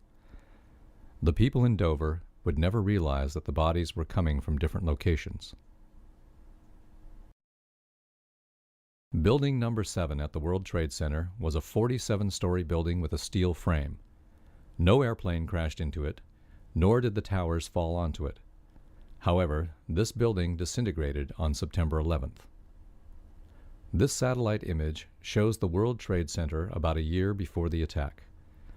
Building 7 is the tall building at the top. Building number 1 is the North Tower. You can distinguish it from the South Tower by its antenna. Buildings 4, 5, and 6 were office buildings. Building 3 was a hotel. The attack on September 11th destroyed all 7 of these buildings, and it damaged surrounding buildings as well. Here is a view from an airplane of the rubble of Building 7. The pile is very small. How did a 47-story steel building crumble into such a tiny pile of rubble? The Bush administration wants us to believe that fire caused it to disintegrate. Fires started in Building 7 at around 9 o'clock in the morning, a few moments after the plane crashed into the South Tower. These fires burned slowly all day. This photo shows the fires at 3 p.m. The fires are not easy to see because they are small, and the air is full of dust and smoke. Nearby buildings and reflections make it difficult to figure out where Building 7 is, so I'll fade out the other buildings for a moment so that you can see Building 7 more clearly. There are flames coming from only a few of the thousands of windows of this large building. Most floors do not have fires, and those that do are burning in a few small areas only. Compared to other office fires, these are small. Why didn't the sprinkler system extinguish them? This photograph shows the rear of Building 7. This side of the building doesn't have many fires either. There are no fires anywhere along the base of the building. Incidentally, in the background of this photograph are buildings number 5 on the left and 6 on the right. Both of those buildings have very serious fires burning inside. The government has never bothered to explain how Building 5 ended up with such serious fires. Despite the fact that the fires in Building 7 were so small that the sprinkler system should have extinguished them, at about 5:30 in the evening, the building suddenly imploded and crumbled into a pile of rubble. How did a few small fires cause Building 7 to collapse? According to Bill Manning, editor-in-chief of Fire Engineering, a magazine for fire departments, fire has never destroyed a steel building. So how did a fire do what it had never done before? Perhaps you wonder if incompetent architects designed this building with delicate steel beams. If so, take a look at the beam with numeral 7 spray-painted on its end. To say the beams in Building 7 were massive would be an understatement. This building was straddling an electrical substation for the city, so it had some of the thickest steel beams of any building ever built on the planet. At the upper left corner is a standard I-shaped beam. It would be considered massive in most buildings, but it seems delicate next to the biggest beams of Building 7. As is typical in the design of buildings, bridges, and most industrial products, Building 7 was designed with more strength than it actually needed. So how did a building with such a massive steel framework disintegrate into such a small pile of rubble from a few fires? The Bush administration assigned the Federal Emergency Management Agency to conduct an investigation into why the buildings in the World Trade Center collapsed. However, the editor of Fire Engineering magazine became so disgusted by the investigation that the January 2002 issue published an article in which he called the investigation a half-baked farce. Later that month, both Bush and Cheney asked Tom Daschle to limit the investigation. Apparently, a half-baked farce was more of an investigation than Bush and Cheney dared. In March 2002, the Committee on Science of the House of Representatives held a meeting to investigate the investigation. There were more insults and accusations flying around at this meeting. For example, Congressman Boehlert complained that the investigation seems shrouded in excessive secrecy. Professor Corbett complained that they were trying to run an investigation with part-time engineers and scientists and on a shoestring budget. There were also accusations that landlords and insurance companies interfered with the investigation. It seems that a lot of people were helping President Bush hijack the investigation. During April 2002, the final pieces of rubble from the World Trade Center were removed. The heavy steel beams were sold to China and other foreign nations as scrap metal at a very low price, while the less valuable pieces were shipped by barge to be buried. By May 2002, the World Trade Center site had been cleaned up, and with all the evidence destroyed or removed, nobody could conduct any further investigations into how the buildings collapsed. The editor of Fire Engineering wrote months earlier that this destruction of evidence is illegal. He pointed out that our laws demand that rubble be saved from major disasters so that we can learn what happened and improve our buildings and fire prevention techniques. Our government violated the law when it destroyed the debris from the World Trade Center. Here are some of the government officials who tried to impeach President Clinton. Tens of millions of Americans were outraged when Clinton lied to us about what he and Monica were doing. These Americans proudly boasted that they are law-abiding citizens and that they will not tolerate government officials who cheat, lie, or deceive. Yet many of these same Americans either helped our government violate laws during the investigation of the World Trade Center collapse or ignored them. Ken Starr spent over $40 million investigating the sexual activities of President Clinton. Why didn't Republicans advocate giving money to the investigators of the World Trade Center collapse? Why did they have to depend on part-time scientists and a shoestring budget?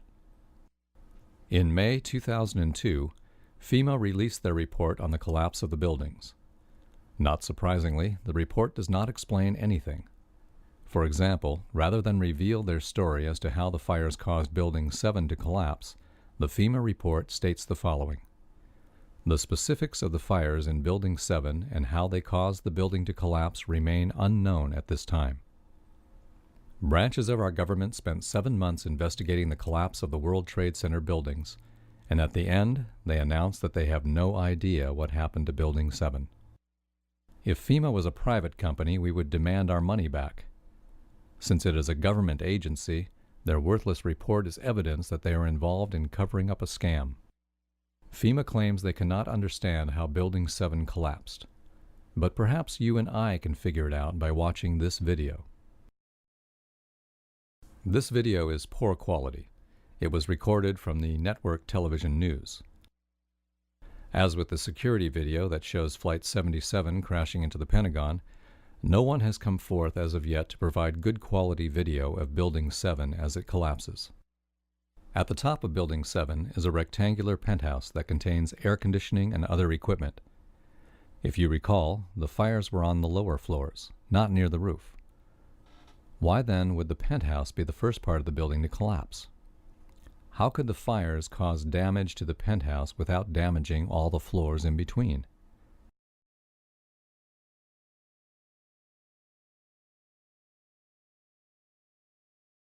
Here's a different view.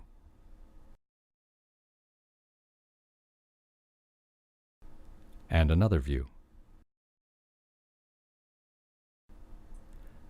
Since no fire has ever caused a steel building to crumble before, there is no way to judge if this dust could be considered typical.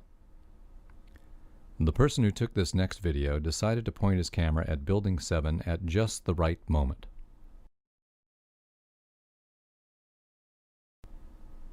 If you've never seen a demolition of an old building, there's a DVD called What a Blast that shows how buildings are imploded using shaped explosive charges. This can sometimes take weeks to prepare. Notice that the dust comes from the base of the building, just as with Building 7. Also, the building falls down very quickly because the pieces are free-falling. The demolition charges are placed to cause the middle of the building to fall first in order to pull the outer walls inward. PBS has a documentary called America Rebuilds, in which Larry Silverstein, the landlord of Building 7, explains what happened. I remember getting a call from the fire department commander telling me that they were not sure they were going to be able to contain the fire. And I said, we've had such terrible loss of life. Maybe the smartest thing to do is pull it. And they made that decision to pull, and then we watched the building collapse. Now the phrase, pull it, which you just heard Larry Silverstein use, is an industry term that means to demolish a building with a controlled, planned demolition. It is inconceivable that anyone would be running around in a building burning so badly, placing explosives in exactly the right places all within 7 hours. In fact, implosions take a minimum of 2 weeks and up to 2 months to plan and place the charges.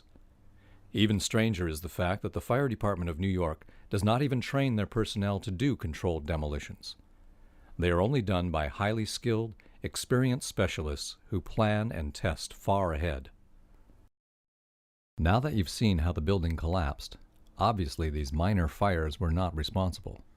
If so, how did the fire destroy the entire steel structure in such a neat and precise fashion? Building 7 collapsed in the exact same manner that demolition companies destroy old buildings. They use explosives to shatter the joints holding the steel beams together. The explosives are detonated in a sequence that causes the building to fall vertically downward into a neat pile of rubble. Also, when the building is tall, the explosives are often timed to destroy the interior of the building before the exterior walls are broken, thereby causing the interior section to fall first. As the interior pieces fall, they pull the exterior walls toward the interior. This creates a pile of rubble with the exterior walls laying on top of the rubble. Photos of the rubble from Building 7 show exactly that, namely, the exterior walls lying on top of the debris from the interior. Normally, if a 47-story steel building crumbled into a pile of rubble due to minor fires, people around the world would be shocked and want to know what happened. Architects would be interested in understanding what happened so that they could design buildings better. People who live or work in tall buildings would wonder, can fire do this to my building? Part of the problem is that most people simply don't know much about Building 7 due to the extraordinary secrecy surrounding this collapse. We were frequently told of the evil of bin Laden, but how often did you see the collapse of Building 7? How many articles did you find in newspapers or magazines about Building 7? The only explanation for this secrecy that I can think of is that nobody can explain how bin Laden caused Building 7 to collapse. By keeping this issue a secret, are they hoping that people will forget about the incident rather than asking awkward and difficult questions about Building 7?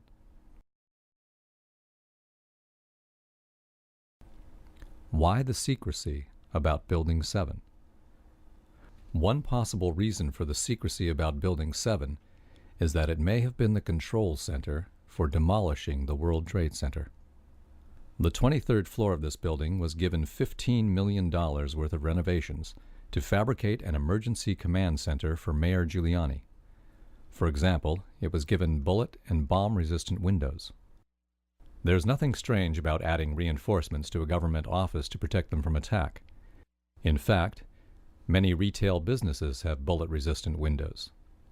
However, this particular office had its own air and water supply, and it was designed to withstand winds of up to 160 miles per hour. Consider that when the towers fell down, clouds of dust and grit were thrown outward at a very high speed. The only people protected from that blast were in this special emergency command center. Of course, the city government claims that the entire building was evacuated at 9 in the morning, so nobody was inside this special reinforced bunker when the towers collapsed. This means that the city spent $15 million on this special reinforced bunker, and then everybody abandoned it just when it would have been useful. But did everybody really abandon Building 7? It would have been a most suitable place for people to supervise the attack because the 23rd floor provided an excellent view of the area, and the occupants were protected from the dust and the debris. To make the situation even more suspicious, as explained in the book Painful Questions, the flight paths of the 2 airplanes that hit the towers appear to have been on a course toward Building 7, as if this building was broadcasting a homing signal. The government's explanation for how the towers collapsed is often referred to as the pancake theory. The report created by FEMA has only 2 diagrams to explain this theory. The first diagram shows a fire, and the next diagram shows a floor falling down onto the floor below it. Supposedly, the falling floor breaks the joints holding the floor beneath it, and then both of those floors fall to the floor below that, which breaks that floor, and so on, eventually creating a stack of floors at the base of the building. The problem with this theory is that photographs of the South Tower show that the top section broke off and fell, landing on top of building number 4. However, just as FEMA did not bother to explain what happened to building 7, FEMA did not bother to explain what happened to the South Tower. The towers did not simply fall down or break into pieces. Rather, as jets of dust flew out the windows at extreme velocity, that portion of building disintegrated.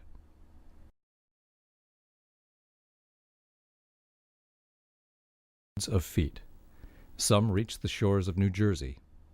When it was over, it was difficult to find anything resembling office furniture, chunks of concrete, human bodies, or large pieces of the steel frame. The tower had steel frames on the outside and core. They were not steel-reinforced concrete structures. The concrete was used only as a flooring material. Somehow, virtually all the beams broke apart into short sections. Only a few steel beams that were along the outside of the tower remained connected together, such as these. Here are 2 steel columns that are still connected together by steel plates. These columns were along the outside of the tower. A closer view of the rubble makes it look as if the towers were put through a giant shredding machine. What happened to all of the office furniture? Where are the elevators? And what about the staircases? The concrete, office furniture, and people disintegrated into such small pieces that the firefighters were scooping them up with buckets. Only the largest pieces of steel survived the collapse. Nearby buildings look as if they were decorated with tinsel. The shiny objects are pieces of the aluminum coverings from the outer columns of the towers. The aluminum coverings were shredded into pieces and blown up to several hundred feet away. In this photo, the sunlight reflects from the pieces of aluminum, making them more visible. How can buildings made of massive steel beams and thick steel plates shred themselves into pieces? This is as ridiculous as an automobile crashing into a wall and then shredding itself into pieces. Buildings and cars are made of a low-carbon steel, and this type of steel simply does not behave in this manner. This type of steel bends. It does not shatter into pieces. There should be large, twisted pieces of steel assemblies in this rubble. Perhaps you wonder if the beams in the World Trade Center were thin and delicate, and that fire destroyed the towers because the architects did not make the beams strong enough. However, architects always give a building more strength than it needs in order to provide a margin of safety. The towers withstood storms for decades without any sign that reinforcements were needed. These 2 rectangular columns ran up the center of the towers. They are usually referred to as core columns because they were in the center of the towers.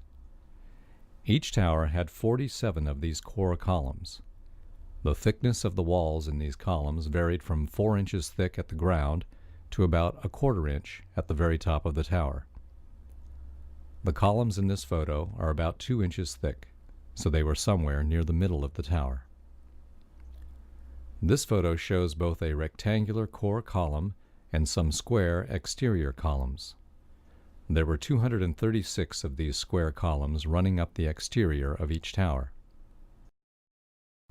Every floor had a network of steel trusses. There were 2 sets of trusses crisscrossing each other to form a rectangular grid. This diagram shows only 1 set of trusses. The missing set would be traveling left to right in this diagram. The purple lines along the right side show the orientation and location of the missing trusses. Corrugated steel pans were attached to the top of the trusses. Concrete was poured into these pans to form strong, flat, and fireproof floors. The exterior columns were spaced every meter along the outside of the towers. Windows were placed between the columns. The view in this diagram is looking toward the windows from the core columns. The exterior columns were further strengthened with steel plates. The plates were welded to the columns and then bolted to one another forming straps around the tower. Since the floors were spaced 12 feet apart, it means each grid of trusses was repeated every 12 feet. The steel straps that wrapped around the tower were also repeated every 12 feet. As you can imagine, that put a lot of steel into these buildings. The empty space in the trusses was used for ceiling tiles, electric lights, air conditioning ducts, and other utilities. It is important to realize that the framework of these towers was 100% steel. By comparison, the building in Oklahoma City that Timothy McVeigh was accused of destroying had a concrete framework with steel reinforcing rods in the concrete. Here is a highly simplified cross-section of one of the towers. It shows one floor of the tower looking down onto the concrete floor. The floor beneath has a slightly different color to make it more apparent that the view is from above. There were 47 rectangular columns in the center of the tower, although only 4 are shown in this diagram. There were 236 exterior columns, although only 16 are shown. These exterior columns were literally on the outside of the building. Many people assume that these towers disintegrated because they were weak, but there is no evidence for such an accusation. Rather, the photos and the descriptions from the people inside the towers prove that these towers were so strong that when the airplanes crashed into them, each tower merely swayed a bit in the opposite direction and then swayed back to their normal position. Both towers then remained motionless. People inside the towers felt them tilt, but the movement was so small that neither photos nor video show the tilting. Obviously, these towers were incredibly strong. According to the engineering websites that have technical data for these towers, the wind force that these towers had to withstand was greater than the force imparted on the towers by the airplanes. In other words, a strong enough wind put more stress on the towers than those airplanes. So what caused these strong buildings to shatter into pieces? The official explanation is that fire did it. Since no fire has ever destroyed a steel structure before, and tests with jet fuel also could not, how could a fire destroy buildings strong enough to handle the crash of a modern, wide-bodied jet airliner? The only difference between the fires in the towers and conventional office fires is that thousands of gallons of jet fuel had splashed inside the towers. Is jet fuel capable of creating some type of monster fire that destroys steel buildings? Let's take a look. This hole was created by Flight 11 when it crashed into the North Tower. This hole is dark, not brightly colored with flames from a fire. If a fire destroyed these buildings, why are there so few flames? Why are these holes so black? As I describe more thoroughly in the book, the photos provide evidence that the fires were small. This photo is an example. Let's zoom in for a closer look. There is a woman standing in the hole created by the engine of the airplane, and she is alive. On the floor above her and to her left is a man, although he is more difficult to see. Let's zoom in on that woman. She appears to be wearing white pants and has long hair. There is no sign that her clothes or hair have been burned. It appears that there is another woman lying on the floor and looking over the edge, but the photo does not have enough detail to be certain. These women seem to be looking down at the ground. Some reports say that up to 200 people jumped out of the buildings. These women may be wondering if they were jumping into a giant net that the firemen had set up for them. On the floor above these women and to their left is a man standing in a broken window. The Boeing 767 that hit this tower was a large airplane with about 80 tons of metal, people, and luggage. The plane slammed into the tower at over 400 miles per hour. Pieces of the aircraft, flooring, and office furnishings would have flown 2 or 3 floors. Anybody in the path of this flying debris would have been killed. The thousands of gallons of jet fuel that sprayed into this area and then caught on fire would have certainly incinerated many people also. The only way anybody could survive this airplane crash was if the flying debris and the fireball did not reach them. Since at least one man and woman survived, and since they were on different floors, they prove that the fires and airplane debris did not extend throughout the entire area of the crash zone. Furthermore, these people walked to the hole from wherever they were at the time of the crash. How could this woman walk through burning jet fuel? How could she survive fires that were so intense that they were allegedly capable of destroying a steel structure?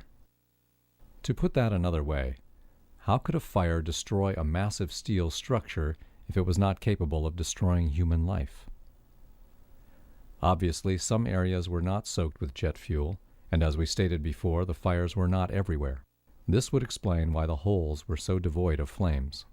We can see this woman because she was brave enough to walk to the very edge of the hole, but there may be other people further inside who are staying away from the hole. We can see this man because he is next to a broken window, but we cannot see into the windows because of the glare, so it's possible that there are other people near him or behind the glass. What are the chances that only 2 people survived the airplane crash and fires, and both of them were coincidentally caught in this photo? It would seem that other people also survived, but we cannot see them. They may be trying to get down the stairs. As is explained in more detail in the book, there is no evidence that the fires in these towers were extreme. In fact, the fire in the Meridian Plaza office building in Philadelphia in 1991 was much worse, and that stood firm with little fundamental structural damage. The fire in the South Tower was so small that it did not even spread from one side of the floor to the other. The people who jumped out the windows created the illusion that the fire was so intense that they would rather jump than be burned by the fire. However, the photos do not show fire in the area where these people were jumping. Rather, the photos show lots of smoke. The smoke and the lack of flames are evidence that the fires were not getting enough oxygen. This would cause the plastic and rubber to create toxic fumes. This in turn could cause people to jump to avoid a slow, agonizing death from toxic smoke. The maximum temperature hydrocarbons can reach in the atmosphere is about 1800 degrees Fahrenheit. However, that maximum temperature can be reached only when the hydrocarbons and the air are mixed in perfect proportions. These perfect proportions are reached only in a few controlled situations, such as on a kitchen stove. This produces flames that are clean and blue rather than yellow. Even though stoves reach the maximum possible temperature, they do not melt or shatter into pieces. So how could even lower temperatures cause the towers to disintegrate? Controlled Demolition is a company that demolishes old buildings. They demolished the building in Oklahoma City that Timothy McVeigh was accused of blowing up. They were also hired to clean up the mess at the World Trade Center. They developed a special explosive and technique for using it for demolishing steel structures. They are so proud of this technology that they trademarked its abbreviation. Their British division describes the technology as follows. Our Drex systems segment steel components into pieces matching the lifting capacity of the available moving equipment. In other words, if your trucks can hold pieces of steel up to 24 feet in length, then this company will cause all steel assemblies to break into sections of 24 feet or less. Look at the rubble of the World Trade Center. Is it a coincidence that the entire steel framework of both towers broke into pieces no longer than the trucks that were hauling them away? Only a few of the thousands of pieces had to be cut with torches. Somehow, an off-center fire did exactly what controlled demolition does with their special trademark explosives. NASA and the U.S. Geological Survey created this thermal map of the temperature of the rubble. This map was created 5 days after the towers were attacked. Obviously, the rubble would be cooler after 5 days than it was on September 11th. Firefighters sprayed millions of gallons of water on the rubble during those 5 days, and it also rained. However, one location in the rubble of Building 7, with little fire, was above the melting point of aluminum, and so was one location in the rubble of the South Tower. Not surprisingly, smoke came out of the rubble for months. Peter Tully, president of one company hired to remove the debris, and Marc Loiseau, president of Controlled Demolition, told the American Free Press that steel had melted in the basements of both the towers and also Building 7. These incredible temperatures are evidence that explosives were used. Jet fuel cannot reach these temperatures. The explosives in the basements had to be powerful to break apart the massive steel beams. Explosives create very high temperatures, and the heat had nowhere to go since it was deep underground. According to the scientists who analyzed the seismic data, the North Tower collapsed in about 8 seconds. The collapse started at about the 94th floor near this woman. This means that 94 floors shattered at an average rate of about 10 floors per second. This means that the North Tower collapsed as fast as objects fall under gravity with no resistance. Explosives were shattering the towers slightly faster than the rubble was falling. The towers were built by the government, so taxpayers owned both of them. However, somehow the government was convinced to lease the towers for 99 years, and Larry Silverstein became landlord on July 24th, less than 2 months before the attack. He then had control of the maintenance and security departments, and he began to replace security personnel. Silverstein brought Frank Lowy into the deal to become landlord of the underground shopping mall. Lowy is a billionaire who owns shopping malls in several nations. After the towers disintegrated, Silverstein demanded insurance companies pay him twice what the policy stated, on the grounds that each tower underwent separate attacks.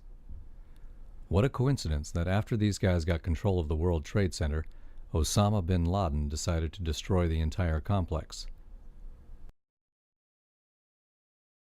The packages of explosives would have to be placed in an area above the ceiling tiles. Each package would have a battery and a radio receiver.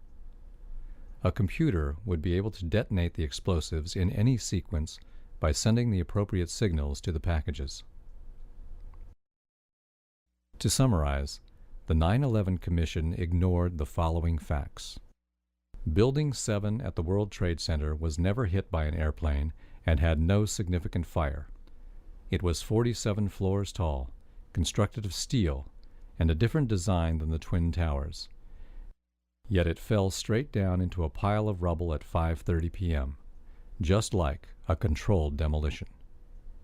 The Federal Emergency Management Agency reported that the specifics of the fires in World Trade Center 7 and how they caused the building to collapse remain unknown. Concerning the Twin Towers, in October of 2001, Scientific American told us that they just don't build them as tough as the World Trade Center. Since the Meridian Plaza in Philadelphia burned fiercely for 19 hours yet never collapsed, why did the South Tower at the World Trade Center fall after burning less than 1 hour, and the North Tower fall after burning only 2? This is even more puzzling considering that the Federal Emergency Management Agency has told us that most of the jet fuel was burned in the initial fireball, and recent fire tests by Cardington found that a steel building survived fires in experiments with extreme temperatures beyond the range possible with jet fuel. Moreover, the black smoke means that the fire was oxygen-starved and could not have reached the maximum potential temperature of 1800 degrees Fahrenheit. Yet cleanup crews found melted steel in the basements. Steel melts at a much higher temperature of 2500 degrees Fahrenheit. Days later, NASA images found hot spots in the building that still exceeded the maximum temperatures possible from jet fuel, but not from explosives like C4, which creates temperatures of 3000 degrees Fahrenheit. Fire Engineering magazine has told us that no steel building has ever been destroyed by fire, that the World Trade Center investigation was a half-baked farce, and that all of the important evidence was destroyed illegally before the investigation was concluded, some before it began. Why was $40 million spent on Clinton's sex life, while only $600,000 was spent on investigating the World Trade Center fires and collapses? The entire 9/11 Commission spent only $15 million, while all expenditures on Clinton's indiscretion exceeded $65 million. Though some say the airliner's impact weakened the towers, winds from winter storms on the towers had at times been greater than the impact of the airliners. Neither tower suffered any damage as a result of severe weather at any time. The buildings collapsed at the maximum speed of gravity. This is impossible without explosives. Each floor hit would have slowed the fall somewhat, and more at the beginning. The concrete was encased in a steel-framed pan, riveted inside columns of steel beams, welded together in a network with steel bands. Yet steel beams and clouds of finely pulverized concrete came shooting out of the buildings up to 3 times the width of the building at hundreds of miles per hour. This is only possible with explosives. The damage and resulting fires were on one corner, affecting 2 sides. That means that the other 2 sides of the building were unharmed. Building 7 had no impact or significant fires, yet all 3 collapses were straight down. Only the tops of the twin towers should have fallen over, yet the entire building fell straight down each time, as in a controlled demolition. Even though the alleged hijacker's instructor said, "I'm still to this day amazed that he could have flown into the Pentagon. He could not fly at all." The flight controllers said, "The steep turn was so smooth, it's clear there was no fight for control going on." The complex maneuver suggests the hijackers had better flying skills than many investigators first believed. We heard at the 9/11 Commission, Mr. Mineta. There was a young man who had come in and said to the Vice President, "The plane is 50 miles out, 30 miles, 10 miles out." This means that Cheney knew this plane was coming at Washington and the Pentagon, and yet no planes had been scrambled to protect Washington after more than an hour had passed since the World Trade Center was attacked. There should have been an umbrella of F-15 and other aircraft over Washington. An F-15 fighter reaches 29,000 feet in 2.5 minutes when ordered to scramble. It can travel 50 miles and destroy a target in less than 2 minutes. NORAD successfully intercepted off-course and suspected hijackings 67 times during the year prior to 9/11. Yet on that morning there were not 1, not 2, not 3, but 4 failures. 3 after they knew the planes were hijacked, with those in the cockpits intent on mass murder. Why? Because, as Michael Rupert details in his book, in Crossing the Rubicon, Richard Cheney was commanding NORAD war games that diverted our Air Force from intercepting the hijacked airplanes. A Zogby poll reported that 66% of New Yorkers wanted the 9/11 investigation reopened. Moreover, it found that 49% thought that VIPs in the government knew ahead of time and let it happen. Thus, the final report of the 9/11 Commission does not address many important questions. It is an insult to the victims of these terrible tragedies. Please help us catch the real terrorists of 9/11. Go to reopen911.org or call 1-888-INVESTIGATE and sign the petition to have the 9/11 investigation reopened. Thank you. And now, an important Election Day announcement. I want to vote, and I want to know that my vote is counted as I intended. If you got a better place to be, you can stay at home and watch TV. You can be kicking it with your crew. Just let the billionaires choose for you.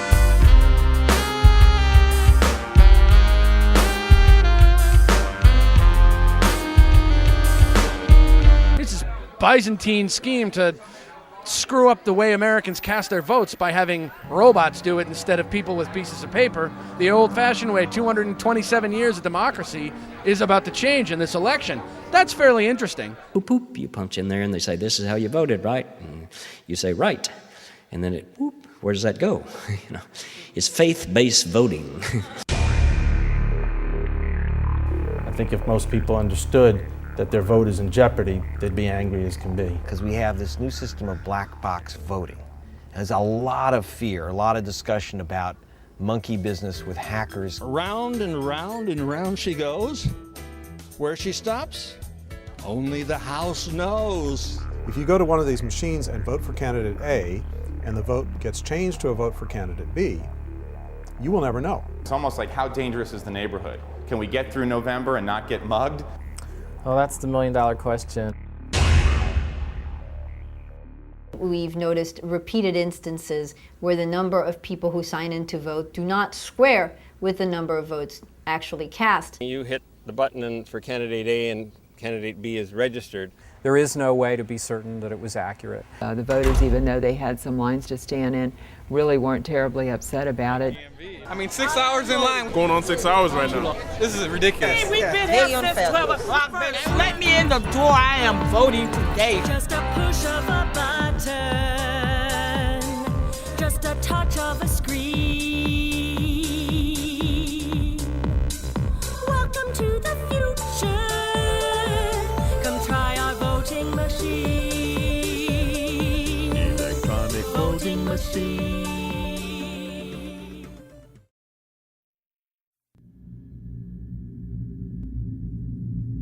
We can reassure the public that the air is safe to breathe, the water is safe to drink. Because the EPA said the offices were safe and employers ordered their employees back into these buildings, and thousands of us are now permanently ill.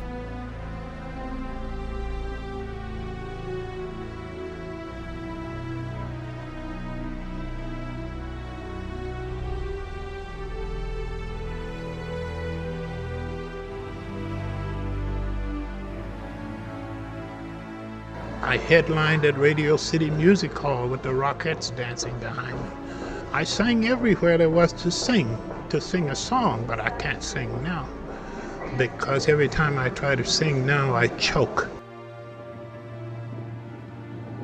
No one can be sure how much contamination they're exposed to if they live or work in Lower Manhattan.